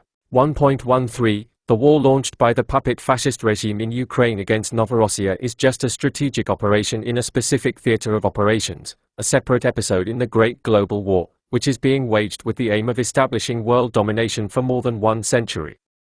Only through the prism of this great war can one understand and correctly build the strategy and tactics of the struggle for Novorossiya. 2. Characteristics of modern war, the main enemy and the tools of his domination. 2.1. Throughout human history, the goal of wars has been to establish their own world order in the occupied territory, to seize the territorial, human, energy, raw materials and other resources of other countries and peoples, just private goals. 2.2. These goals can be achieved not only through the direct use of military force, which is perceived by ordinary consciousness as a war, but also through the implementation of a whole range of special means, information and psychological, including occult, information and energy, financial and economic, sabotage and terrorist, which is called the Cold War. The usual, hot war, and informational, cold, is a single inseparable process that affects all spheres of life of the state and society, so we are dealing with a total war. 2.3. The ideological cover and justification for the deployment of a total war against many countries and peoples in the second half of the 20th century is the so-called theory of the Golden Billion, which was developed by Western theorists, the essence of which is, the limited resources of the Earth are not able to feed the ever-increasing population of the planet, therefore, it is necessary to take measures to curbing the growth and reduction of this population, especially in underdeveloped, poor countries. The implementation of the theory of the Golden Billion is carried out through the establishment of a new world order, the essence of which is a global fascist dictatorship. Depending on the specific historical conditions, the establishment of a global fascist dictatorship is covered by the struggle for democracy, human rights, liberal values, the struggle against dictatorial regimes or terrorism. 2.4. According to the United Nations, UN Development Agenda Report, according to the Reuters news agency dated July 15, 1996, a total of 358 families of billionaire clans have an income exceeding in dollar terms the combined income of 45% of the world's population, according to calculations by the Swiss scientists. 147 financial and investment international institutions control 40% of the global market. These 358 families, having concentrated huge financial resources in their hands, have a real opportunity to dictate their will to mankind by the methods of total war. It is they who make up what has received various names in the literature: world backstage, secret world government, Committee of 300, Financial International, Global Predictor, World Financial Mafia, the main opponent, GP, for the vast majority of countries and peoples. 2.5. The GP operates to realize the idea of world domination, using numerous mercenary forces and organizations as weapons of total war. This gives him the opportunity to act covertly, if necessary, directing the attention of society to false goals, while maintaining the myth of the absence of a single center. Concealment of the existence of the main enemy is one of the most important technologies of modern warfare. One cannot fight with those who do not exist, and weapons can be changed as they have worked out and done their job. 2.6. The main weapons of a total war for world domination at the present stage: international Zionism, closely intertwined with numerous Masonic order structures, the US state, the NATO military machine, mercenary international terrorism. 2.6.1. International Zionism as an extensive system of organizational structures operating on the basis of the general internal laws of Judaism and exercising control over the ideological, informational sphere, control of the global credit and financial system through the US Federal Reserve, and control of the system of training and placement of managerial personnel in various countries. 2.6.2. The US state is called upon to play the role of a world gendarme and openly use diplomatic, political, and economic measures to influence global politics. The US state is just an instrument of world domination, not its subject. The crisis processes within the United States can reach a critical point. Currently the US debt is more than $17 trillion, and then the main adversary will replace them, as it was in the 20th century, when the English Empire collapsed and gave way to the United States. 2.6.3. The military machine of NATO is called upon to carry out, if necessary, measures of military coercion or demonstrate readiness for them, although in recent years private military companies, PMCs, or specially created combat organizations of international terrorism have been increasingly used for these purposes, which are able to more effectively solve the assigned tasks without any association with specific countries. 2.7. The presence of the GP system of various tools for the implementation of its dominance allows it to wage a total war at all levels of global confrontation. Ideological, imposing their ideals, meanings, values. Informational, promoting these ideals and values through mass culture, education, mass media. Organizational and political, forming its own system of international law and imposing its legal culture along with human rights to other countries and peoples. Scientific and technological, holding back scientific and technological progress in other countries and securing a monopoly on the development of breakthrough technologies. Financial and economic, allowing to carry out parasitism on other countries and peoples, through a monopoly on the issue of the world currency, the dollar, the mechanism of loan exchange and non-equivalent exchange rates. Demographically, by implementing a set of measures to family planning, and in fact, to undermine the foundations of the family, reduce the birth rate, increase mortality. Military, building up military power and protecting itself from even the slightest chance of inflicting unacceptable damage. 2.8. The total nature of the modern war waged by the main enemy covers almost the entire territory of the globe. The whole range of possible tools is used and all spheres of life are captured. It is enough to go to any supermarket and at the checkout to see without fail essential goods, cigarettes and condoms, or turn on the TV and look at the streams of degenerative information that destroys the minds and souls of people. 2.9. However, even such a total character does not give 100% guarantees of success in establishing a new world order, a global fascist dictatorship. So new, more advanced military technologies are being developed. In 2006, George W. Bush signed the Directive on Preemptive Actions, where, after the overthrow of the dictatorship and the establishment of democracy, the second item among the tasks is building a new nation, i.e. not just preventing potential resistance to the implementation of their plans, but and the provision of such an informational and psychological impact on the peoples that the idea of resistance could not arise at all, for which the re-education and re-identification of the nation is being carried out. 3. USSR Russia in the plans of establishing world domination. 3.1. The confrontation and struggle of civilizations is the essence and main content of the global historical process. According to its spiritual and moral foundations, Russian civilization, regardless of the state form it existed in, the Principality of Moscow, the Russian Empire, the Soviet Union, The Russian Federation, or the type of ideology prevailing in it, orthodoxy, communism, liberalism, has been an obstacle in the implementation of the expansionist plans of the West, for which, Drang Hach Osten, is the dominant motive from the Teutonic Knights to Napoleon, Hitler, and modern pretenders to world domination. From this point of view, the war in Novorossiya is a manifestation of a civilizational war. 3.2 Throughout the 20th century, the main enemy carried out secret and open operations to undermine the statehood of Russia, financing Zionist organizations in the revolutionary movement, creating on the territory of Russia Masonic and order structures of a pro-Western destructive persuasion and involving the color of the Russian intelligentsia and the military in them, first drawing them into the First, and then into World War II.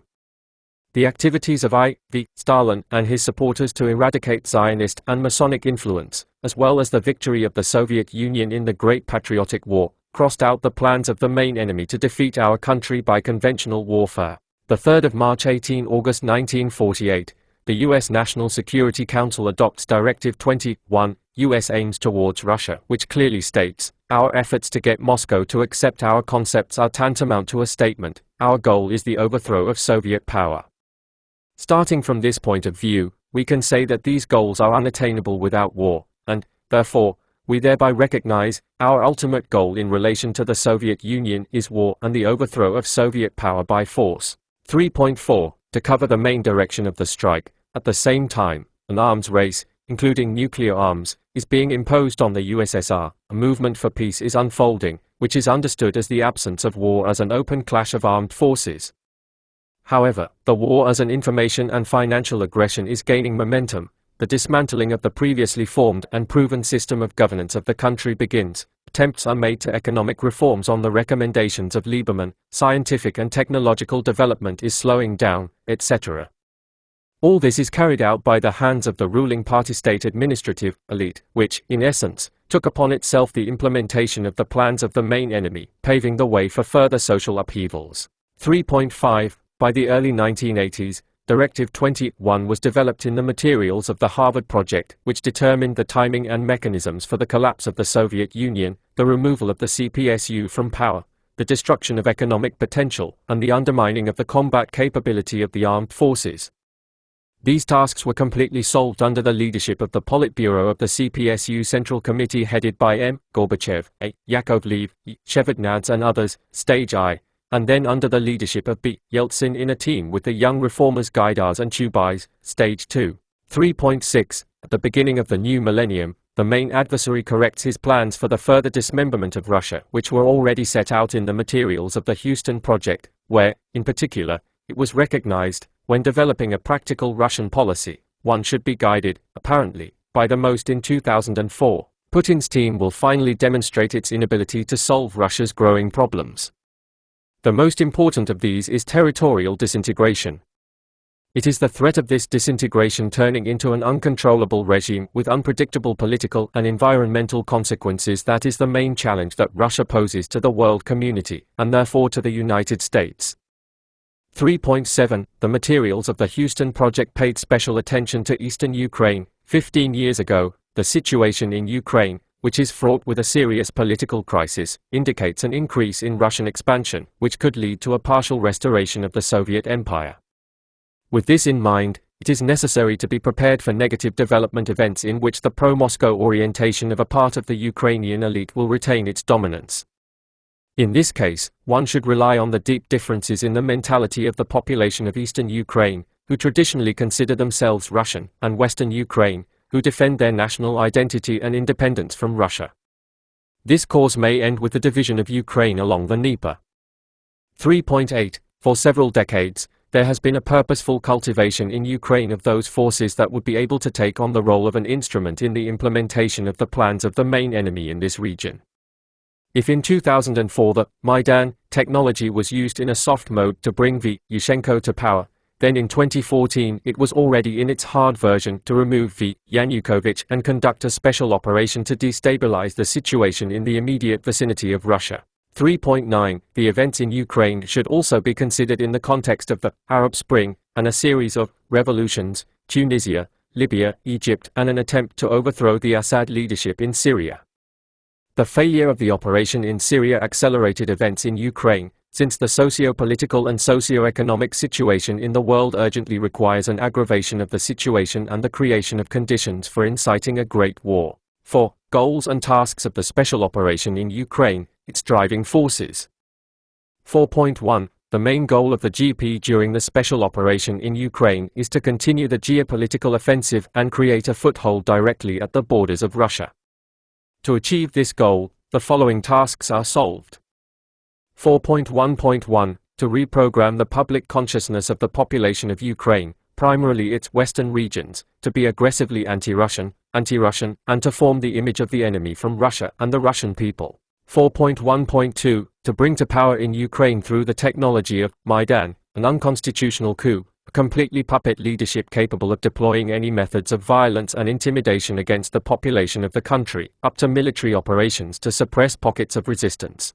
4.1.3. Form a fascist-type regime on the territory of Ukraine, in the center of Europe, which can be used as a battering ram to achieve their geopolitical goals. 4.1.4. Establish control over the gas transportation system and gain additional economic leverage to influence Europe and Russia.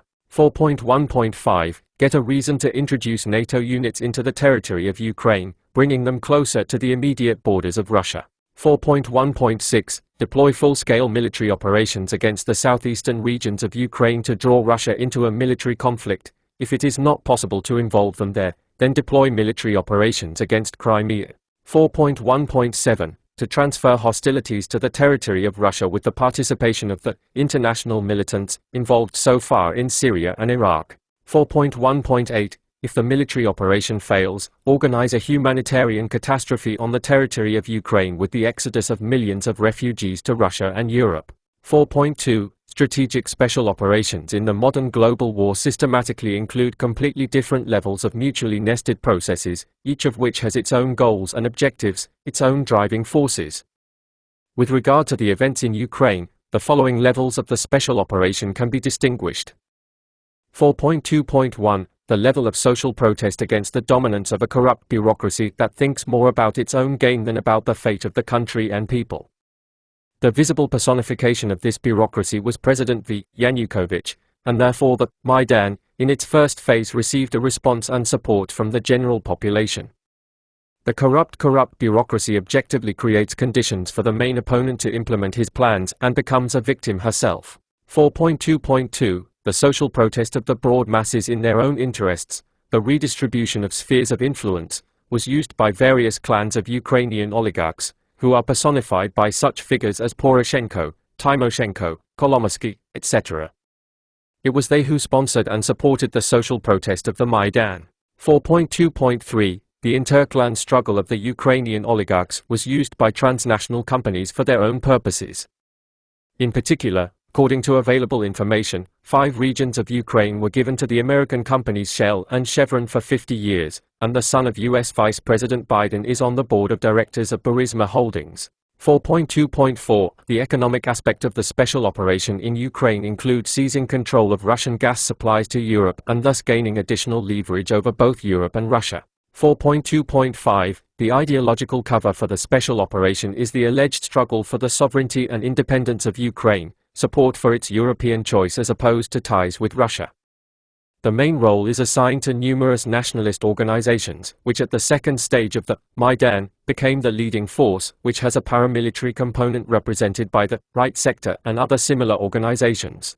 4.2.6. The presence of hidden ideological goals manifested itself in the Jewish community of Ukraine in the face of the most orthodox sect, Chabad, which plans to turn Ukraine into a new Khazaria, where representatives of the Jews would occupy leadership positions, and the local population would be turned into working cattle. The appointment of prominent Jewish oligarchs as governors and the silence on the aggressive anti-Semitic rhetoric of Ukrainian nationalists are just a few signs of the Zionist organizations of various kinds having such a plan. 4.2.7. The management of the entire special operation was carried out by American advisors, both through the U.S. Embassy and through their agents in the highest echelons of Ukrainian power. Throughout the special operation, a certain third force regularly appears, either in the form of unknown snipers or in the form of armed formations of incomprehensible affiliation. 4.3. At the moment, this whole matryoshka, of mutually nested processes included in the special operation in Ukraine has been largely disclosed, and the intermediate results are as follows. 4.3.1 Social protest against the corrupt bureaucracy of Yanukovych was saddled by other forces, and as a result, the broad masses received sharp impoverishment, thousands of refugees, and, in the long term, an acute socio-economic crisis. 4.3.2 The Ukrainian national elite and financial groups have lost their leverage, and an international elite, mostly Jewish, has taken their place. She will try to stay in power by proving her ability to serve the interests of multinational companies and the main adversary and assuming the role of the colonial administration. 4.3.3 Numerous Ukrainian nationalist organizations have become an ordinary battering ram in the hands of either Jewish oligarchs or American customers, turning into ordinary mercenaries fighting against their own people. 4.3.4 The United States and TNCs have largely succeeded in achieving their goals, to destabilize the situation in this region and gain leverage over both Europe and Russia, as well as create preconditions for the advancement of NATO troops and the use of militants of terrorist organizations to counter Russian expansion. 4.4 Unexpected for the planners of the special operation was the return of the Crimea and Sevastopol to Russia, the referendum, the formation of the People's Militia in Novorossiya, and its successful military operations for almost 3 months with limited Russian support, mostly humanitarian. This is the so-called monkey's paw effect, which can cross out all the results of the special operation so far. 4.5 The U.S. Congress has already passed 2 readings of Bill No. 2277, Act on the Prevention of Aggression by Russia 2014, which provides for the provision of military assistance to the fascist regime in Ukraine, the activation of NATO structures, support for the Russian Fifth Column, non-recognition of the annexation of Crimea, etc. 4.6 At present, the main elements of Poroshenko's Plan B, in relation to Novorossiya have been leaked to the press, with reference to the American RAND Corporation. The first stage is the complete isolation of the region, the encirclement of its troops, the ban on the supply of water and food. Further, it is planned to suspend the operation of the constitution in the region, introduce direct presidential rule, and at the same time cut off the population from the internet and telephone communications. The second stage is cleaning. It is proposed to launch airstrikes on strategic targets before ground operations, to shoot to kill anyone who carries a weapon, and to execute on the spot those who try to resist. All internees outside the cleared territories should be placed in special filtration camps. People with gunshot wounds, as well as those who have traces of gunpowder on their clothes or on their skin, will be prosecuted for terrorism. The third stage, after the cleanup, is the restoration of food supplies and, probably, communications services. At the same time, the inhabitants of the region should be checked for sympathy for the militias. The plan proposes to pay special attention to information security, to block foreign media, and not to allow unverified employees of foreign publications to enter the area of the operation. 5. The victory of Novorossiya, goals and main stages of achievement. 5.1 The strategic goal in countering and disrupting the geopolitical special operation of the main enemy is to keep Ukraine within the historical framework of the Russian, Eurasian civilization, for which it is necessary to solve the following tasks. 5.1.1 Termination of the aggression of the Kiev fascist regime against Novorossiya and creation of conditions for a political dialogue on the future fate of Ukraine. 5.1.2 Exposing the crimes of the fascist regime, creating conditions for the free expression of the will of the people of Ukraine and bringing to power political forces capable of defending national interests and ensuring independence. 5.1.3 Determination through a broad free dialogue of the forms of future statehood of Ukraine, a single state or federation with a guarantee of preserving the linguistic and cultural characteristics of all peoples living in the territory. 5.1.4 Restoration of mutually beneficial economic cooperation, creation of conditions for guaranteed gas supplies to Europe. 5.1.5 Consolidation of the neutral military and non-bloc status of Ukraine under mutual guarantees of Russia and European states, Germany, France. 5.2 The immediate task is the cessation of hostilities, the withdrawal from Novorossiya of the army and other armed formations subordinate to the fascist regime, the achievement of peace and the recognition of a new state, Novorossiya. 5.2.1 Completion of the statehood of Novorossiya and its receipt of international recognition and support. 5.2.1.1 The authorities of the two republics decided to unite into Novorossiya, single representative, executive bodies were formed, and a single command of law enforcement agencies was provided. A single vertical of power has been formed on the territory of Novorossiya based on self-government, including in the temporarily occupied territory. 5.2.1.2 The document was approved on the conceptual foundations of the life order of Novorossiya as a state of the people, for the people and responsible to the people. The fundamental difference between the future Novorossiya and the current Ukraine and Russia is clearly shown, since we are not talking about replacing some oligarchs with others. 5.2.1.3 Individual countries have officially recognized Novorossiya as a state. An appeal was sent to various international organizations about its entry into their composition. 5.2.1.4 The Ministry of Foreign Affairs of the Russian Federation at the first stage represents the interests of Novorossiya in the international arena, and the State Duma, in international interparliamentary organizations and institutions. 5.2.1.5 An international union of so far unrecognized states has been formed in the following composition: Novorossiya, South Ossetia, Abkhazia, Transnistria. An agreement on mutual assistance and support was signed. 5.2.1.6 A declaration on military aggression by the fascist regime of Ukraine and the genocide of the population of Novorossiya was adopted. An appeal was sent to the UN, the OSCE, and other international structures demanding the application of sanctions against the international aggressor. 5.2.1.7 An international campaign was carried out for the popular recognition of Novorossiya and the provision of support for it in repelling aggression from the fascist regime in Ukraine. 5.2.2 A dominant position in the information space has been secured. 5.2.2.1 An official news agency of the state of Novorossiya has been created and regular reports of the Sovinformbureau type have been produced and distributed through all possible information channels, from the internet, television to radio, print media, and leaflets.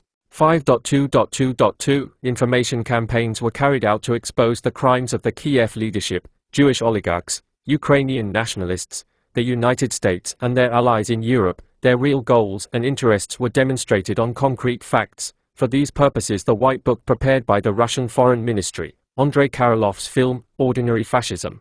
5.2.2.3 Publication of an agreement dated January 24, 2014 on the development of shale gas fields with Shell and Chevron and the sale of land to them in 5 eastern regions of Ukraine for 50 years. 5.2.2.4 An international information internet network, Stop Fascism. Freedom of Novorossiya. 5.2.3 Influence decision-making centers in the US, Europe, Russia in order to stop aggression and withdraw troops. 5.2.3.1 Russia refuses or maximally limits the use of the US dollar, the currency of the instigator and patron of aggression against Novorossiya, in international settlements. 5.2.3.2 Taking into account Ukraine's accession to the European Union, to change the terms of the contract with Europe for the supply of gas, to establish a border point for supplies, the city of Sumy instead of Uzhgorod with the unit of account, the Russian ruble. 5.2.3.3 In response to Western sanctions, Russian funds are withdrawn from international, primarily American, financial institutions. 5.2.3.4 In the event that the U.S. Congress adopts the Russian Aggression Prevention Act of 2014, number 2277, Russian President Vladimir Putin makes an official statement that Russia considers this a declaration of war against it and takes adequate measures. 523.5 European politicians are consolidating in the fight against the threat of fascism in Europe and the unleashing of a new world war. 5.2.3.6 International Jewish organizations are faced with the question of responsibility for the establishment of the fascist regime in Ukraine and its support.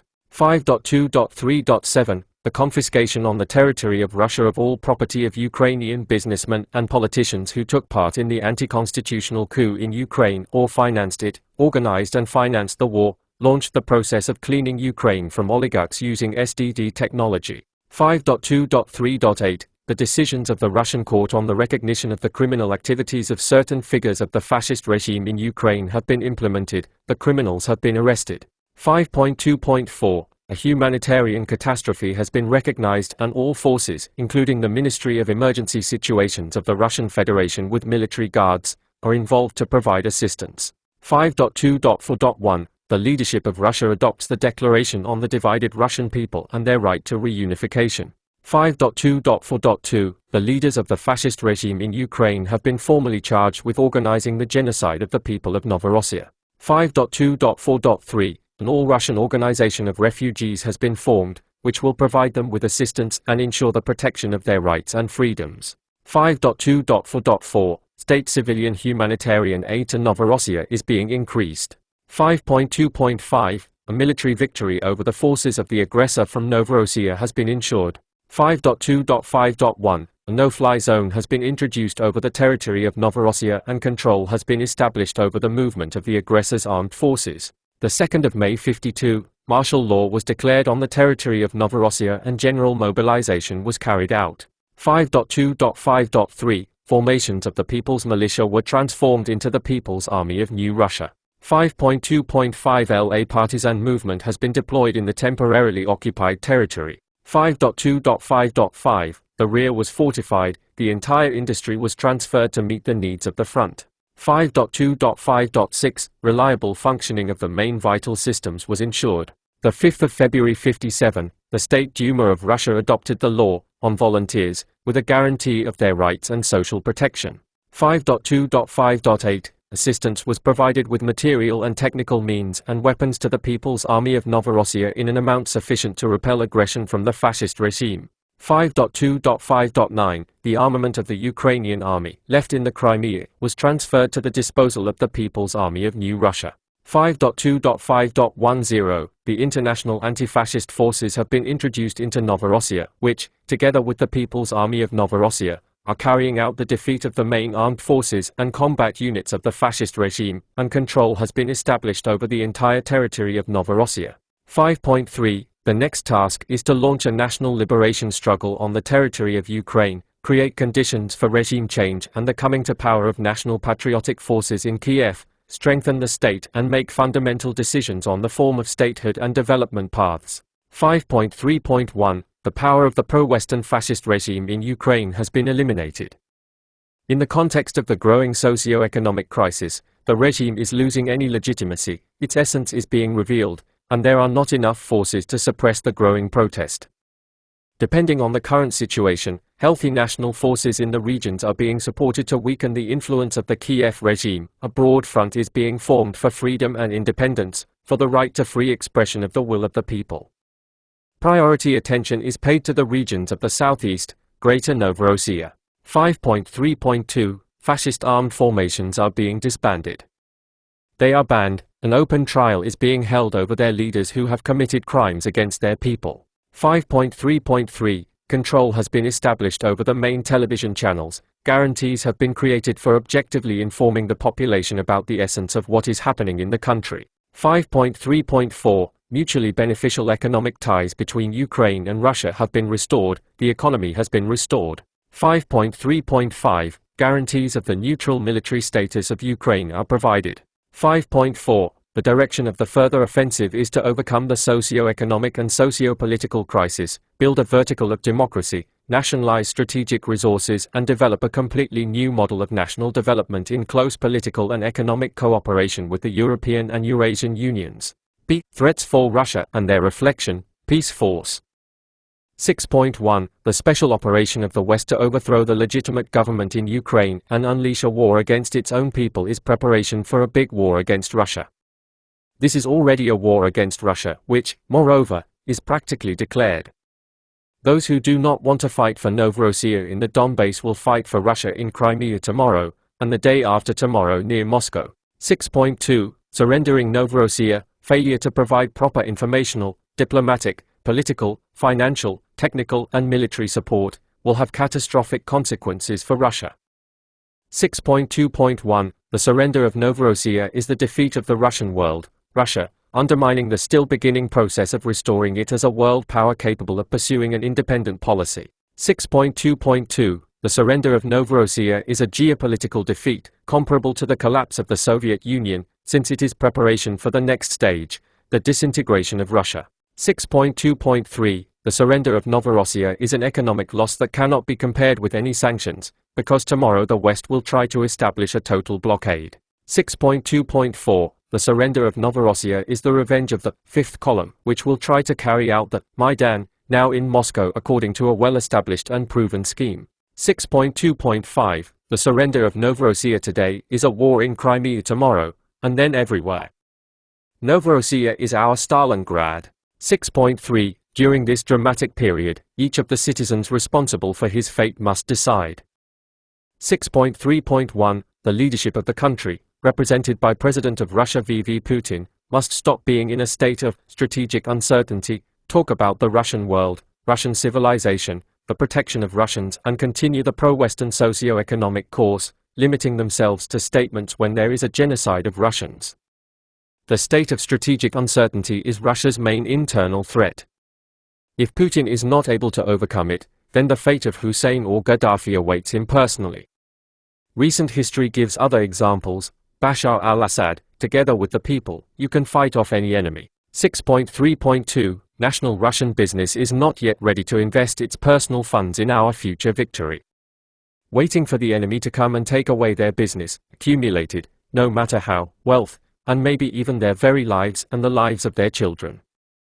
Let's formulate it clearly for business. Investments in our victory today are the most profitable. 6.3.3 For the leaders of the National Patriotic Forces, who have been talking for years about their love for Russia and the Russian people, but who have not even managed to unite their efforts, the moment of truth has come. Either they will carry out self-mobilization to solve the problems they face, or they will leave the political arena, making room for others. Leaders. 6.3.4 For the fifth column, inside Russia, this party of betrayal, the decisive moment has also come. There is an opportunity to learn from the Ukrainian experience, so as not to repeat the fate of their fellow Democrats. Where are they now? At checkpoints in the Donbass, or are they whining in the kitchen about their lost freedom, which only yesterday seemed like a dictatorship to them? 6.3.5 For the entire people of Russia, this is a time of historic choice. Will we rise up and move forward, or will we bow down and be trampled on? Let's turn to our great ancestors and ask for advice. 6.3.6 The international community also has much to think about. The illusion that the war somewhere out there, in distant Russia, will soon dissipate, and the war will come to their house, ruin it and plunder it. The history of the 20th century is a formidable reminder of this. Non-intervention today is the encouragement of the aggressor. Those who wash their hands will wash themselves with blood. 6.4 Encounter battle and prospects for victory. 6.4.1 The USA is a colossus with feet of clay. He is bluffing because there is nothing left for him to do. The former strength and power are gone, only debts remain. In Afghanistan, the US could not do anything and was forced to withdraw. They also failed to do anything in Iraq. They left, and now they are losing their positions completely. Nothing could be done about Syria. The US is defeating those who surrender. Who doesn't give up? Who does not give up is invincible. 6.4.2 Europe is moaning from the world gendarme, because it is she who pays the debts of the United States. The victory of Russia will free Germany from the enslaving conditions imposed on it by the United States following the results of the Second World War. France will take its rightful place in the European family of peoples. We have a new liberation of Europe from the dictates of the United States and the forces that stand behind them. 6.4.3 China will support Russia's offensive, for its defeat puts it next in line. We have a huge rear of the Eurasian continent. 6.4.4 All mankind expects from Russia the next victory, the victory of truth and justice. And this victory is being laid today in Novorossiya. 7. Priority objectives for the implementation of the Doctrine. 7.1 Bringing the Doctrine to potential subjects of strategic action. 7.2 Formation of a strategic management body. 7.3 Development of strategic plans for individual areas. The military-political doctrine was prepared on behalf of the permanent meeting of the National Patriotic Forces of Russia by experts from the Center for Assistance to Compatriots of the Russian Foundation and the International Center for Geopolitical Analysis.